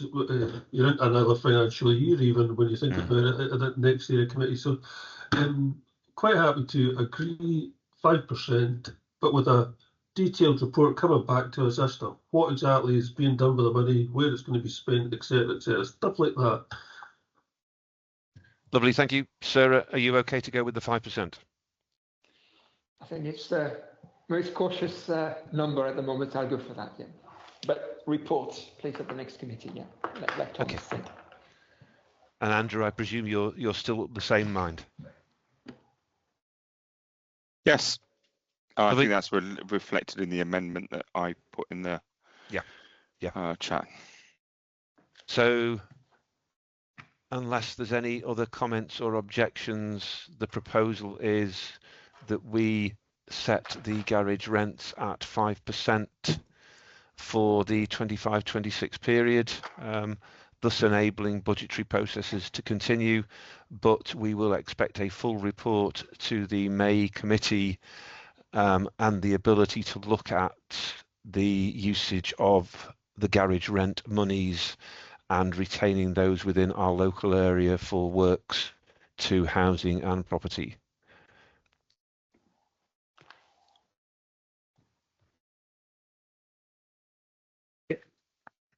Thank you very much. Thank you very much, Angus. Sorry, it got a little bit sticky at the end there. That's okay. I think I'm staying put anyway. Right.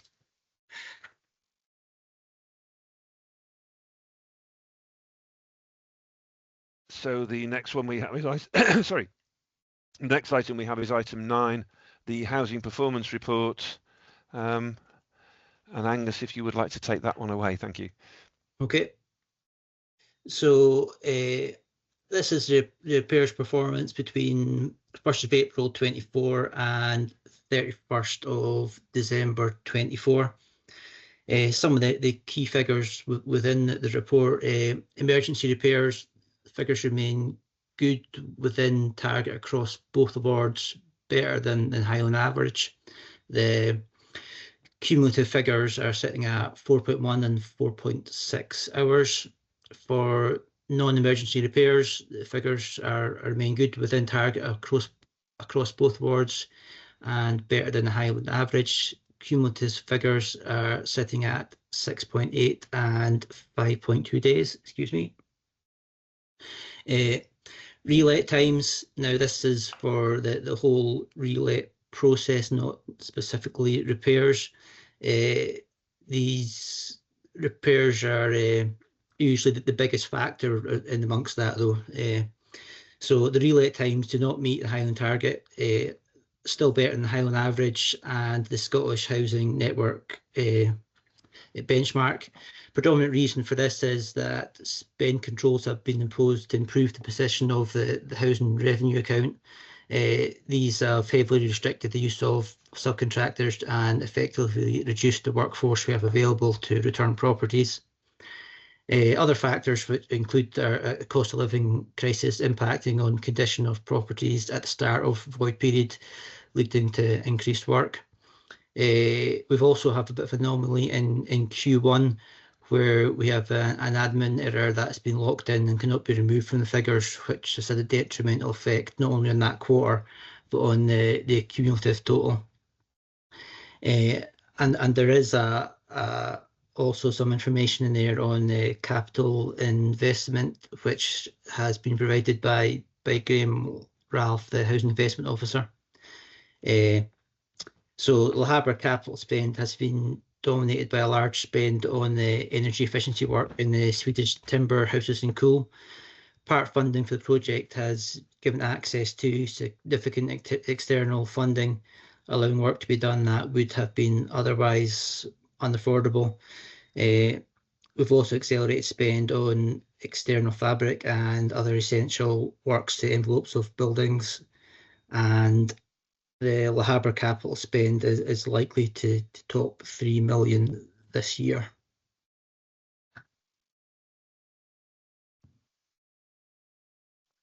Thank you very much, Angus. It's good in a way to see money being spent in Lochaber, and certainly I know the Cool project is very much appreciated. It's making a huge difference to the community there. So that money is being spent very well, and it is achieving a lot of goals. I suppose I have asked this question before, and it possibly applies to the last item in terms of if we had more money to spend. I don't see any figures here in terms of adaptations for disabled use, disabled access, and I know it is an issue within the wider Lochaber area. Do we have any idea what that is? And could I ask maybe that in future reports we do get a figure in terms of what disabled access adjustments are being made, and sort of what money is available to do that? Thank you. So there is in the capital spend, there's an equipment and adaptations, which is that what you're speaking of in council houses, and the annual budget for this year was 96,867, and we're sitting at a 56,000 spend. But I know there's quite considerable amount still to hit the ledger, so that will likely overspend. Okay, lovely. Thank you for that. Anybody else with any questions or any points to make on this item?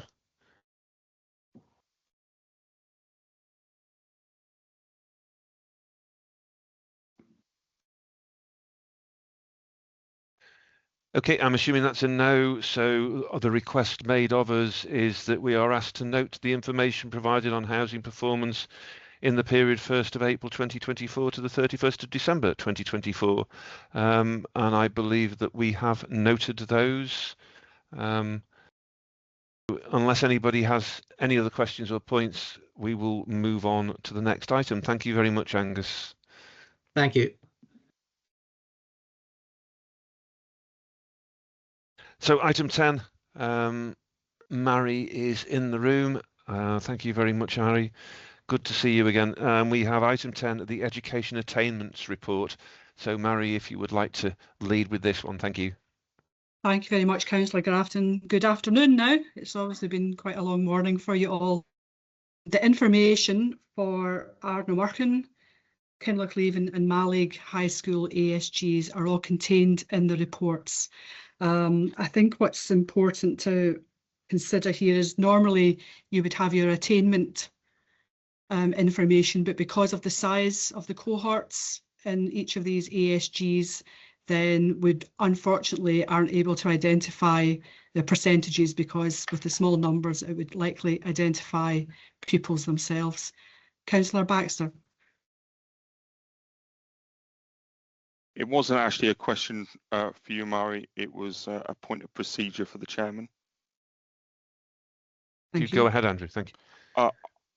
Before we get on to discussing Kinlochleven High School, I would like to move that we do not discuss that report today, and that we discuss it at our May committee. The reason being is that there's an Education Scotland report following an inspection that's not published until tomorrow, and I think it would be wrong for us to discuss the overview of the Kinlochleven Associated School Group until both parents, teachers and councillors have had an opportunity to view that report.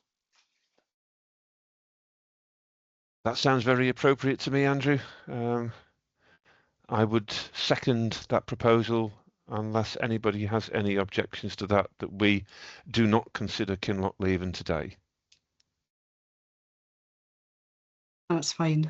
Thank you. Thanks, Mary. Okay, so we'll leave Kinlochleven aside and say Ardnamurchan. I think when we look at the school roles for this ASG, I think what's positive that they look to be sustainable and remaining pretty consistent over the next few years, which is positive. Also, if we look at our attendance and absence data for the Ardnamurchan ASG, all of the schools are at or above the national attendance rate, and for Highland as well, which is to be applauded. Looking at the pupil destinations 16 plus for the high school, again we have positive percentages for Ardnamurchan, and looking at the destination of pupils, we see a slight increase since 2021 to 22-23 in those moving into higher education, with a slight increase in those going into further education and employment. And your background papers show the school role forecasts for the high school and each of the associated primary schools. If there's any questions on any of that information, I'll be happy to take them for Ardnamurchan at the moment. As you'll be aware, we have a new head teacher in post, Laura Hanna, who started there in March last year, so not quite been there for the whole year yet, but settling in well. If you're happy for me to move on to Mallaig. I think so, Mary. Yes, please. Okay, thank you. Again, it was good to be able to report that Pamela Watt was appointed as the permanent head teacher for Mallaig 3 to 18 just before Christmas. So that will give those schools some stability in moving forward as well. Again, if we look at the attendance and absence rates, again, for the primary schools and the high school, we are at or above the average attendance data. And again, because of the small number of pupils in each of the primary schools and the high school, we don't have any really robust attainment data to be able to share with you today. But again, if members would like to take that to a ward business meeting, then I could arrange for that as well. I personally think that would be useful, Mary, yes. Yep. Please, if you could. I could arrange for the head teacher, Pamela, to come along to that meeting as well. Yeah. And then looking at the pupil destinations, 16 plus for Mallaig High School. Again, we are, for the last information, 22-23, about 100% of pupils achieving positive destinations. Again, different to Ardnamurchan, there was a drop in those going into higher education and quite a substantial increase in those moving into further education. And a 10% increase, well, in 21-22, going into employment, and then a drop again to 31% in 22-23, which is the latest figures that we have. I think if we look at the school roll forecast, the high school is certainly maintaining a same sort of rate, about 100 until about 10 years' time, when we see quite a drop, projected roll down to 84. But it's quite a long way away. Egg Primary is maintaining a good number on the island there. Inverie as well, a slight drop in 28-29, and then sort of drop further into the late 2030 decade, when we're projected to see a slight increase again. Lady Lovett is looking at quite a drop in numbers from 26-27. The forecast is just for 2 pupils at that school. So that is obviously something we will need to keep in consideration. As well as for Mallaig Primary from 2030 to 31, when there's a projected roll of only 43 pupils compared to the current roll of 67. So again, just being mindful of that. And again, I don't know if there's any questions, but I'd say I'd be happy for Pamela to join me at your next area committee meeting to discuss Mallaig ASG. Again, that would be very useful, Mary. That would be fine. I know there's a lot of sort of discussions going on in the background about Mallaig. Yes, and have been for a while. Hoping the staffing situation currently seems to be a lot more stable than it has been, right. And that's been very positive. So again, I'm happy to take any questions, but it may be more appropriate to take questions for these schools at a ward business meeting. Yep. That's unless members have any objections to that. I will just slip in a quick point. It's not quite directly on the report, but it's associated with it. There's been a lot of publicity in the press and discussion in government at the moment about children who don't appear on school rolls or registers and who are not in education, sort of like the unnoticed numbers, and some articles are suggesting that those numbers are quite high. Do we have a mechanism in Highland, or are we considering a mechanism in Highland to find and measure the pupils that aren't actually on our records, and sort of what sort of education they're getting? Certainly for any parents applying for home education, Councillor Grafton, there's a process that they are required to go through, which I can share with you.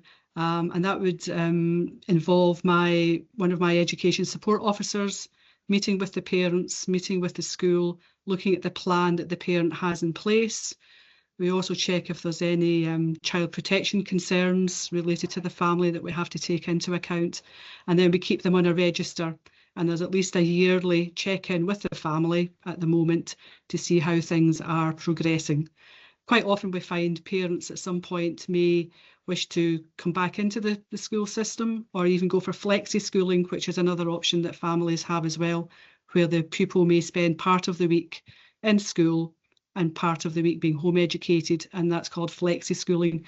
But I can certainly provide numbers for the schools within the Lochaber area if members would like that. I'm seeing some nods as well. Yes, please, Mary. Sorry. It'll be fine. We're putting quite a bit of work on your list. No, we get quite a lot of freedom of information requests around home educated children, so I think it is a growing interest within the press as well. Yeah, yeah. And I think when parents experience what it was like during the lockdown, some have actually seen the positives of being able to educate their children at home. Mm-hmm. And I think we have seen an increase since then as well. But I can certainly get the numbers to members. That wouldn't be a problem at all. Yeah, I know there is another issue. Again, it's very difficult to monitor, but there are parents moving into the area with children, and for some reason, education-wise, we're not always aware of those children. I know one popped up recently in Jura where a family had moved into the area and they had 2 kids sort of appropriate for nursery, but we had no awareness that they were there at all. Quite how we deal with that, I don't know, but yeah, it's an interesting point. Yeah, we link in closely with our health visitors. We would hope that they would inform us as well if there was families moving in. But if a child is moving into primary 1, or even if a child is moving from primary 7 into secondary school, you don't actually have to let the authority know that you're going to home educate, which I've always found rather strange. Yeah. That's the legal position. Maybe that's a question for higher authorities. Yes, indeed. Yes. Thank you very much. Any members have any questions or any points to make on this? No, I'll see you again at the ward business meeting then with my colleagues from the schools. That'll be super. Thank you very much. Thank you very much, Mary. Okay, bye for now. Bye. Bye for now.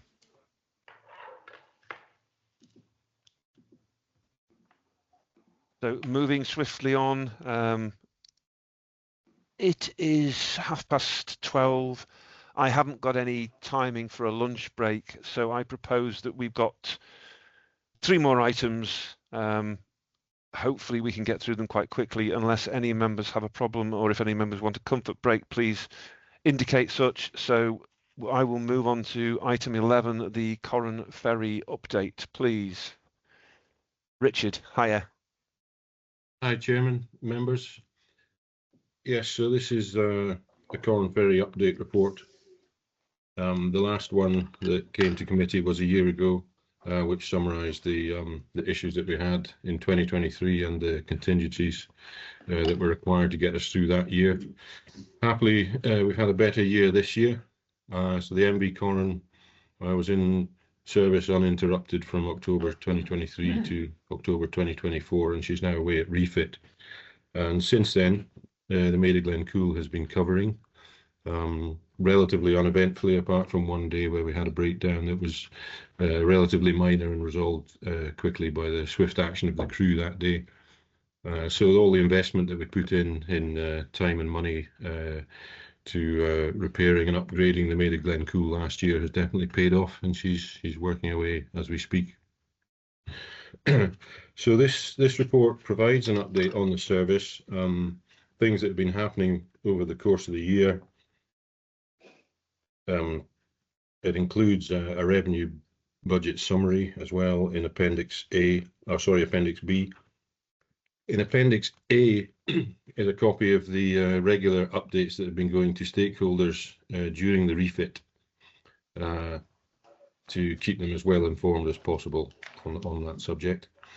The one that's contained in Appendix A was the one that was most recently issued when this report went out. Since then, the update that I can give committee is that that highlighted that we would hope that the boat would be back in week 14, would be week commencing the 3rd of February. But we've been dependent on a third party in getting a part repaired, turbo coupling, and there has been a slight delay on that. It has to be rebalanced in Germany before it can can come back to the boat. So we're just waiting for that to be to come back to the UK. So that's delayed things slightly, unfortunately, but happily still relatively quiet, and the maid is covering no problem. So all being well, the Corran will be back soon in the month of February. But as I say, the updates will go out regularly to stakeholders to keep them as best informed on that as we can. What I should say in that update in Appendix A, it does mention that due to the good relationship we had with CalMac, regards sharing parts, etc., from time to time, again they helped us out with the requirements, and that has sped up this process greatly. So that was much appreciated, and just highlights the importance of that relationship to us. Thanks.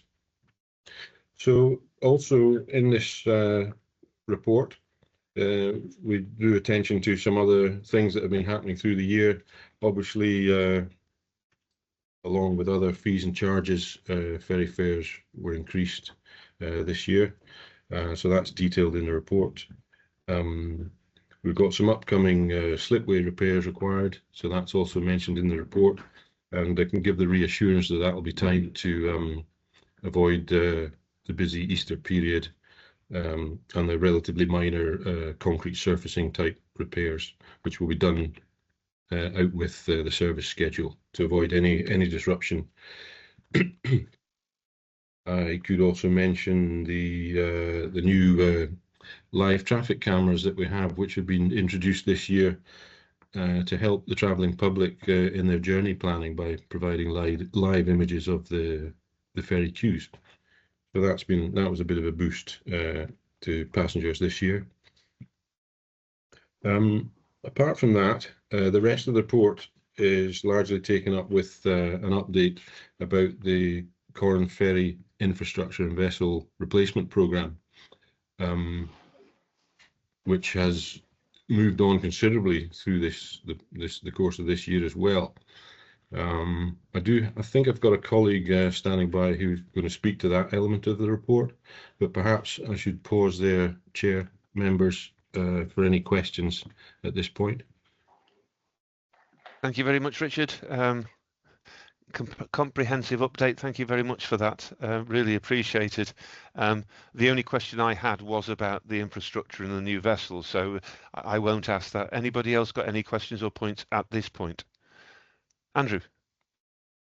We're going to get past the opportunity of asking Mr. Porteous questions about the Corran Ferry, which he's always delighted to be confronted with. Thank you, Mr. Porteous. And thank you for giving us an update on the MV Corran refit. I note that you use the words, and I actually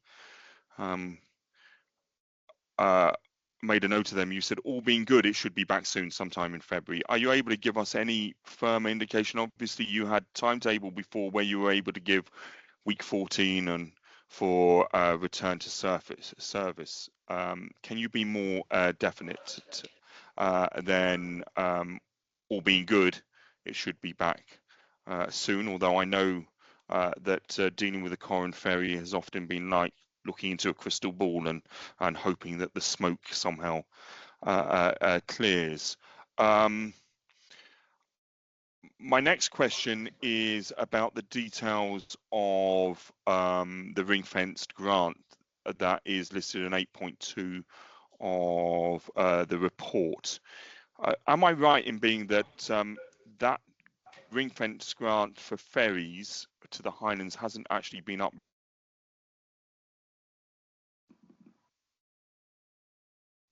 And I know that you indicate that there has been a request to increase that, I think, from the report to £1.5 million for the next financial year. May I ask, what discussions have there been at a political level to resolve this, or has it just been left to officers to make that request, or has it been backed up with requests made via either the leader of the council or the chairman of the economy and infrastructure committee who obviously takes a very keen personal interest in the Corran ferry. And how are you, from a professional level, how confident are you that Transport Scotland may accede to that request? And assuming, let's be pessimistic, assuming that they refuse that request for £500,000 extra to Highland Council, what will happen if they don't provide that initial funding? I suppose, carrying on in terms of the restructuring of the city deal, we're fortunate that an Inverness project was never progressed, and we were able to benefit from the reallocation of that money. But I'm somewhat amused by some people's attempts to rewrite recent political history and suggest that this is a great victory for the administration, because I seem to recall a previous reiteration of an SNP administration when the very first question that I asked as a new councillor in 2012 at a full council meeting was, why was the Corran ferry replacement not a budget priority for the administration? And it wasn't. Also, subsequently, Lochaber councillors asked for the Corran ferry to be negotiated within the city deal, and that was never the case. In fact, the response that came back was that we were told that this was not possible. Trying to pretend that this is a great victory and is all a result of Drew Henry's efforts is far from the truth. And finally, 3 more points you'll be relieved to know, Mr. Porteous. As we are looking ahead to this year's council budget, can you tell us what recommendations you are making to the council administration to increase ferry fares in the next financial year? And as part of that, is smart ticketing system that has been promised so many times? You will recall me asking at previous Lochaber committee meetings of you, where are we with smart ticketing system, and being told that it would be implemented in 6 months' time, and lo and behold, we don't seem any closer, and that would make things more efficient, and that would lead to savings on the revenue budget for the Corran ferry. Are we any closer to that? And my last question doesn't relate to budget, but to your points in 15.1 about the in-house marshalling system that you are introducing. Can you explain to members how that in-house marshalling will be triggered, and also why is it just on the Ardgour side, or will there be flexibility to allow marshals to cross over and deal with any traffic concerns at the Corran level? Corran side doesn't happen as often as the Ardgour side, but there are occasions when people are not using the marshalling lanes, and then we see traffic backing up onto the A82, and we've just been so fortunate that there hasn't been any serious accidents as a result. A long list for you, Mr. Porteous. I apologise for that.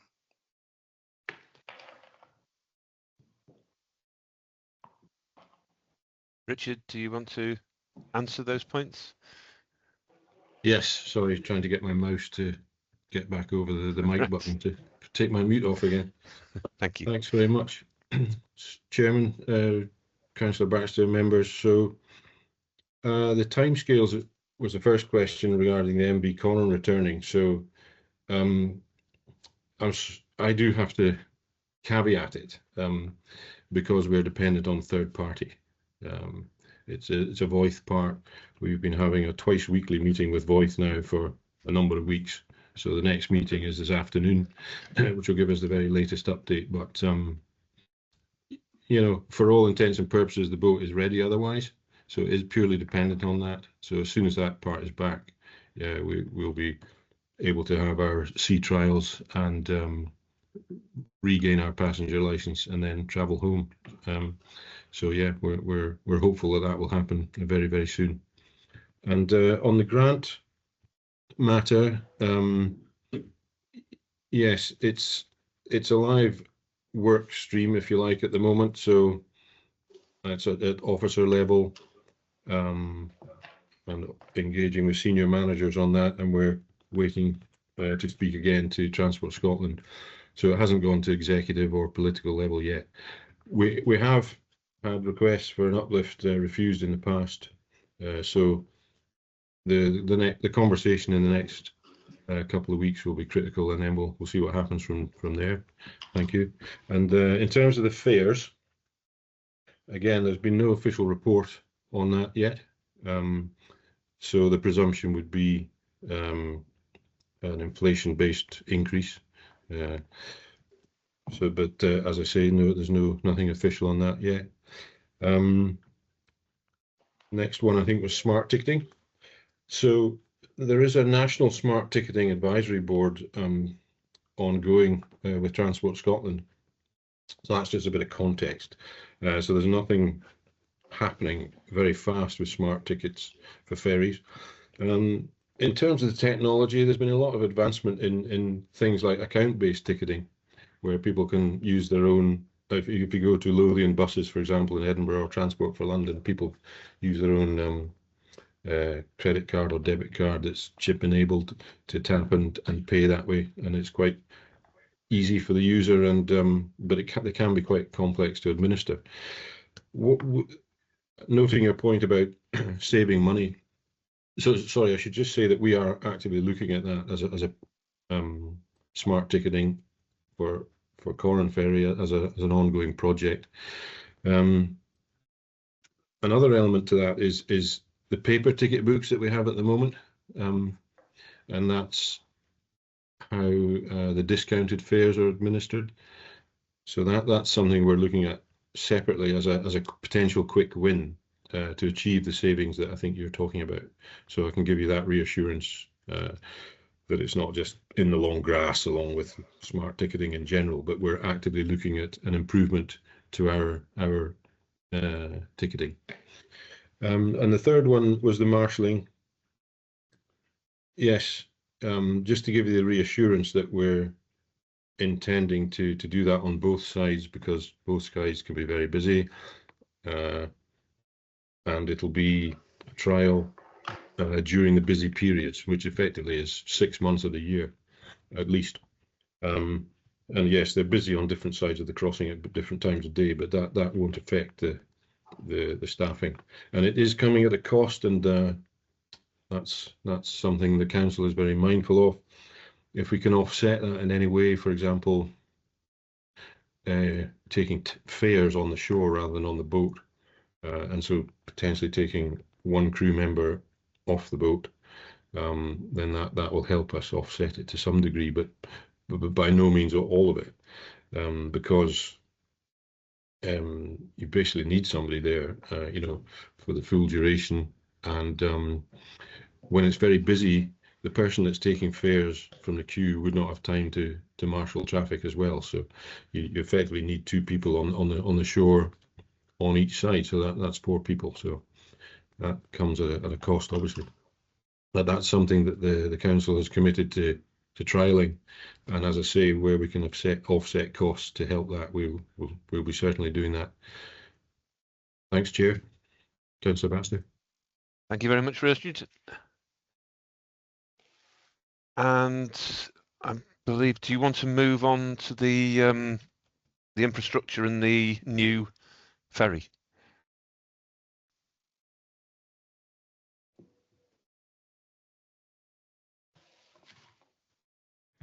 So I think Murray's here. Yeah, ready to pick up the baton on that one.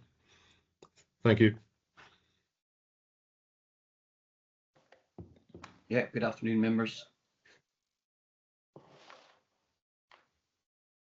Happy to take any questions on the report.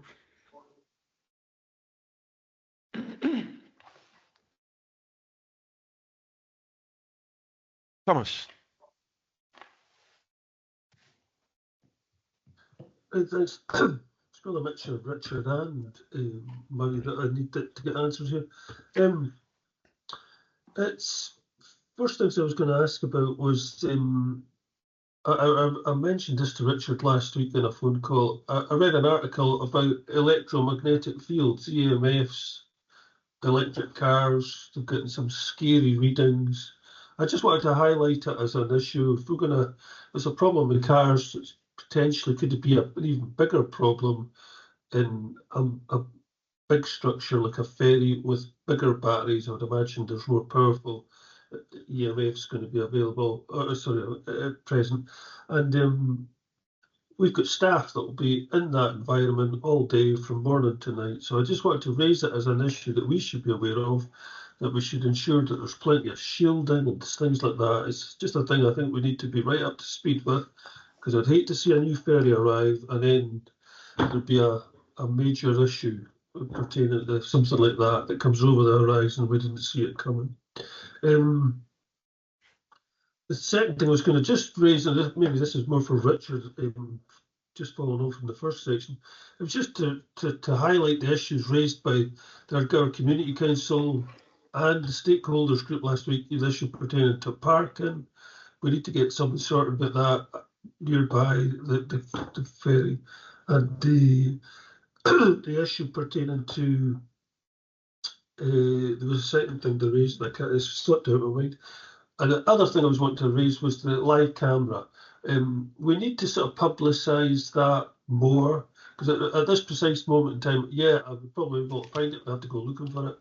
I think we should sort of, it's a good news item, we should get it out there. It should be something that people who don't use the ferry very often will be able to see it. And we just need to raise its profile a bit more, because it's a really valuable thing to be able to have a look and see just how busy is the queue at the moment. Will I go early or will I leave it an hour or two? I think it's something that needs to be more readily available. Thank you, Thomas. Sarah, you've got your hand up. Yes. Can you hear me? Yep. Can you hear me? Yes. I don't have any question. I normally ask thousands of questions about the Corran ferry. Murray will know about that. But today I will not ask a question. I just want to say a few things. As you know, I've been very involved the last 18 months in the Corran ferry. First of all, I want to thank Thomas for his comment about the webcams.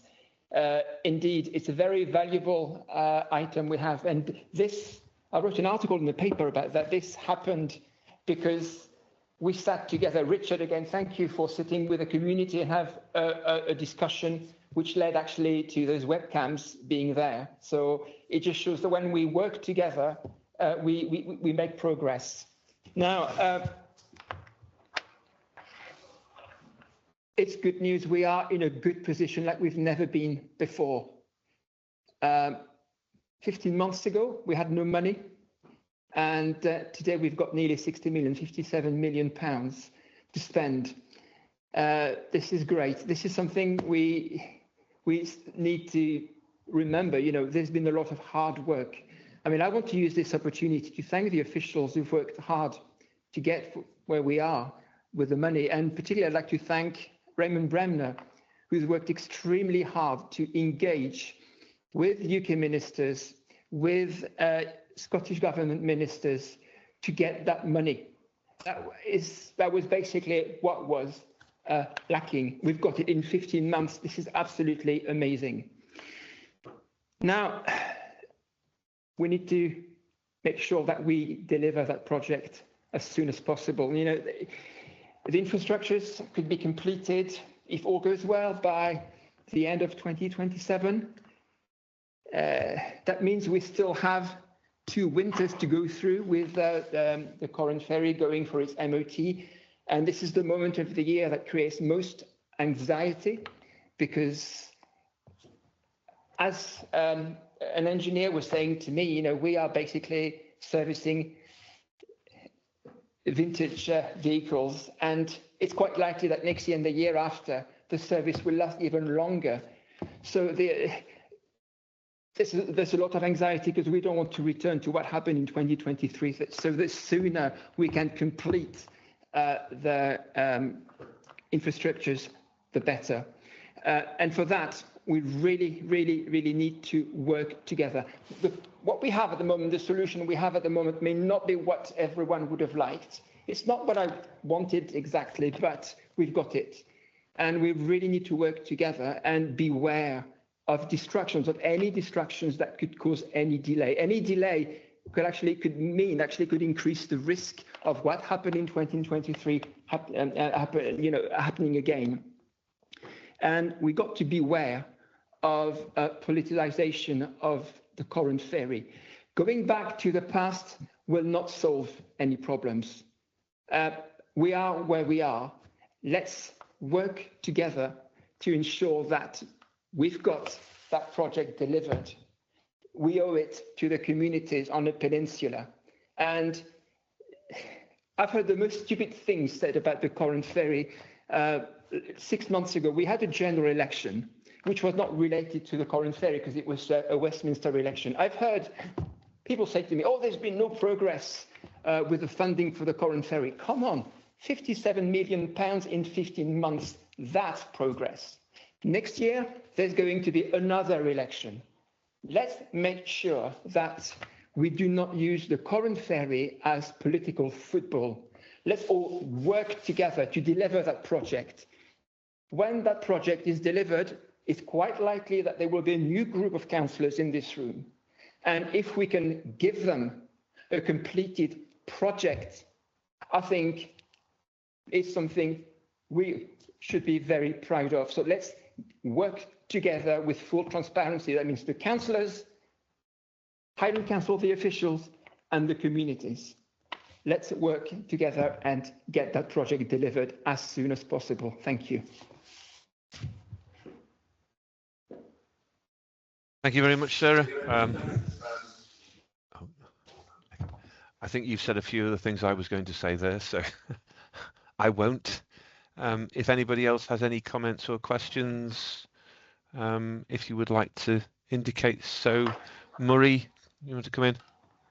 Yeah, no, thanks for that. Yeah, just on Councillor McLennan's comment there about the electric magnetic fields, I'll be totally honest with you, it's not something I've heard of in the discussion, but certainly something I'll follow up on when we're having our next discussion with CMAL and the naval architects. But what I was told was that when we move away from diesel and we go to full electric, the air quality will improve for the staff, is something that's been highlighted from CMAL and the design of these vessels, but not something I'm aware of this EMS, but I'll certainly follow up and then back to Councillor McLennan on that. Thanks for that. Thank you, Murray. Sarah, you've got your hand up again, is that? That's the legacy hand. I'll bring it down, sorry. Okay, no problem.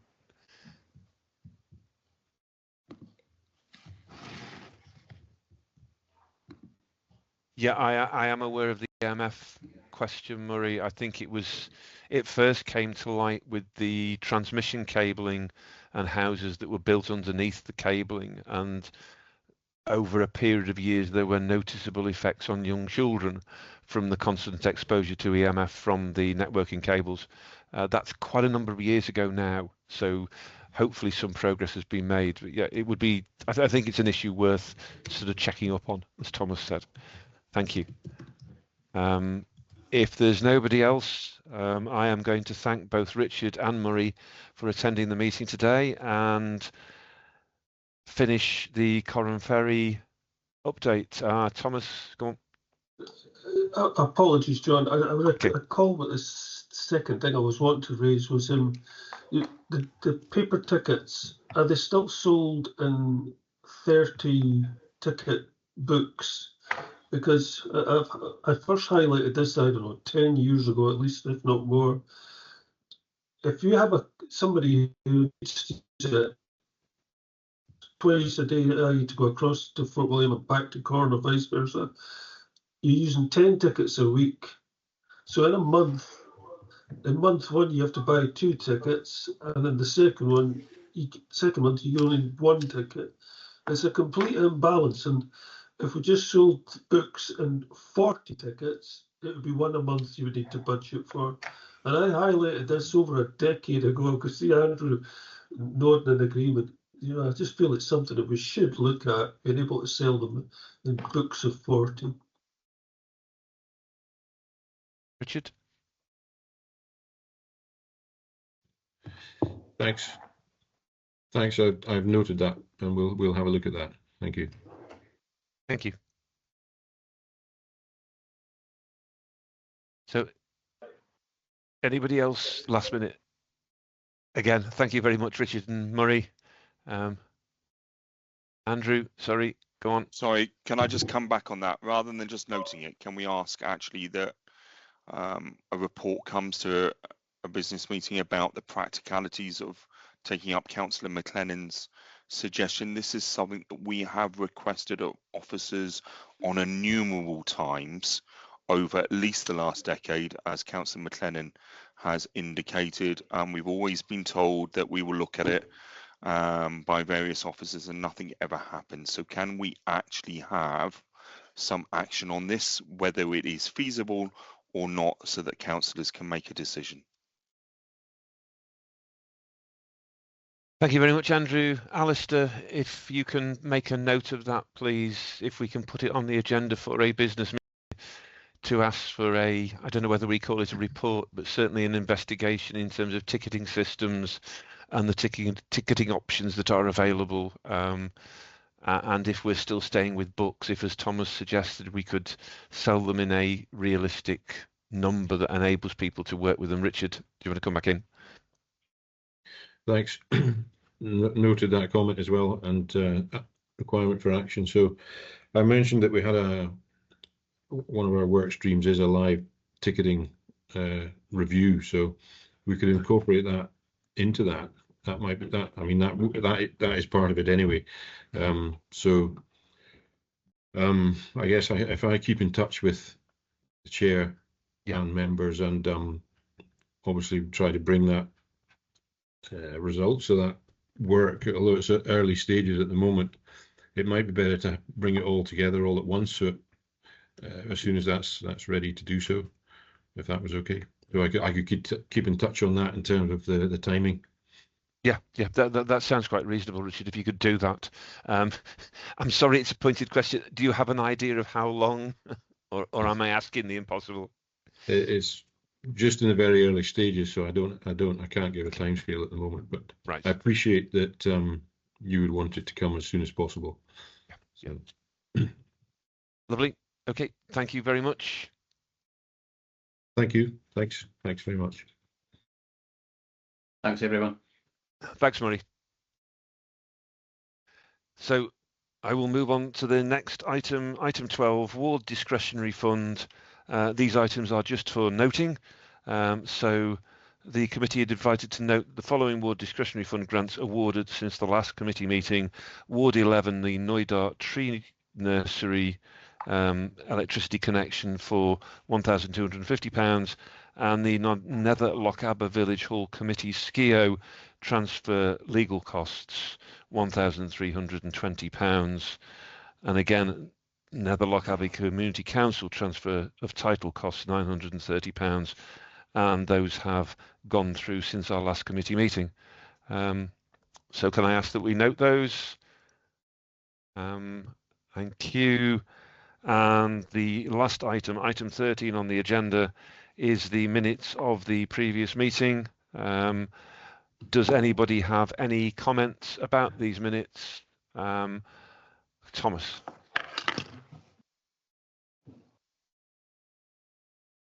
Well, it was page 163, and it is in the common goods section.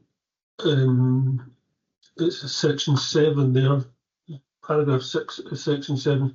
It says, agreed for full transparency, clarification was sought as to the division of the good on land in relation to the West End car park, as well as other assets in the future, and also the share of the responsibility for cost of major repairs to the seawall containing the West End car park. I was just, have we had any detail back on that? You know, we got the split 45, 55%. It was basically just how was that worked out that I was looking for. I wanted to see the working out, basically. Have we had any detail on it? Has anything been taken into account that the council benefits from having car parking passes, etc. We just don't seem to have had any clarity at all on that, as far as I'm aware. Yeah, I agree. We discussed that, I think, at the last business meeting as well, Thomas. I know Shane is still off sick. I don't know what the situation is with that. Alistair, are you or Dot, are either you aware of anything coming back from that? I'm not, Chair. No, I'm not aware of anything. Good to say, Chair. Sorry, Alistair. It was Lynn Bowermeister, obviously my colleague who leads on the Common Good Fund, and I know there have been discussions happening with officers, so we will get an update to you for your next business meeting, whatever stage that is at. We'll get an update back to you for that date. I think that's the 10th of February. Nice, lovely. Thank you very much, Doc. Thanks.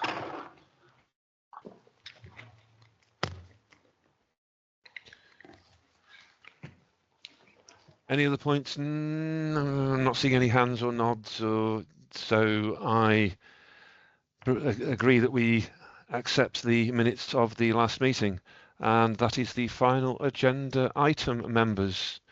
So thank you very much to everybody, and I call this committee meeting of the Lochaber Area Committee to a close.